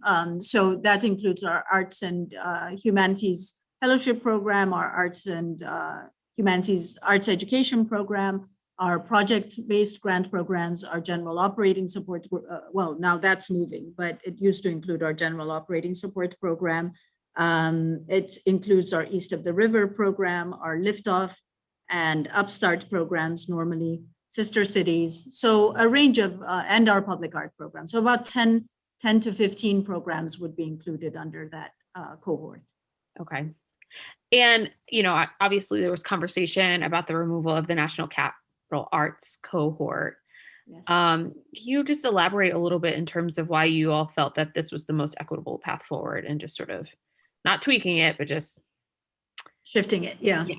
Yeah. So the thinking was that general operating support money is the most coveted for organizations. It's the most flexible. It comes with, sort of a lot of room for people to put it to any salary cost or operational costs or, just keeping the lights on sometimes.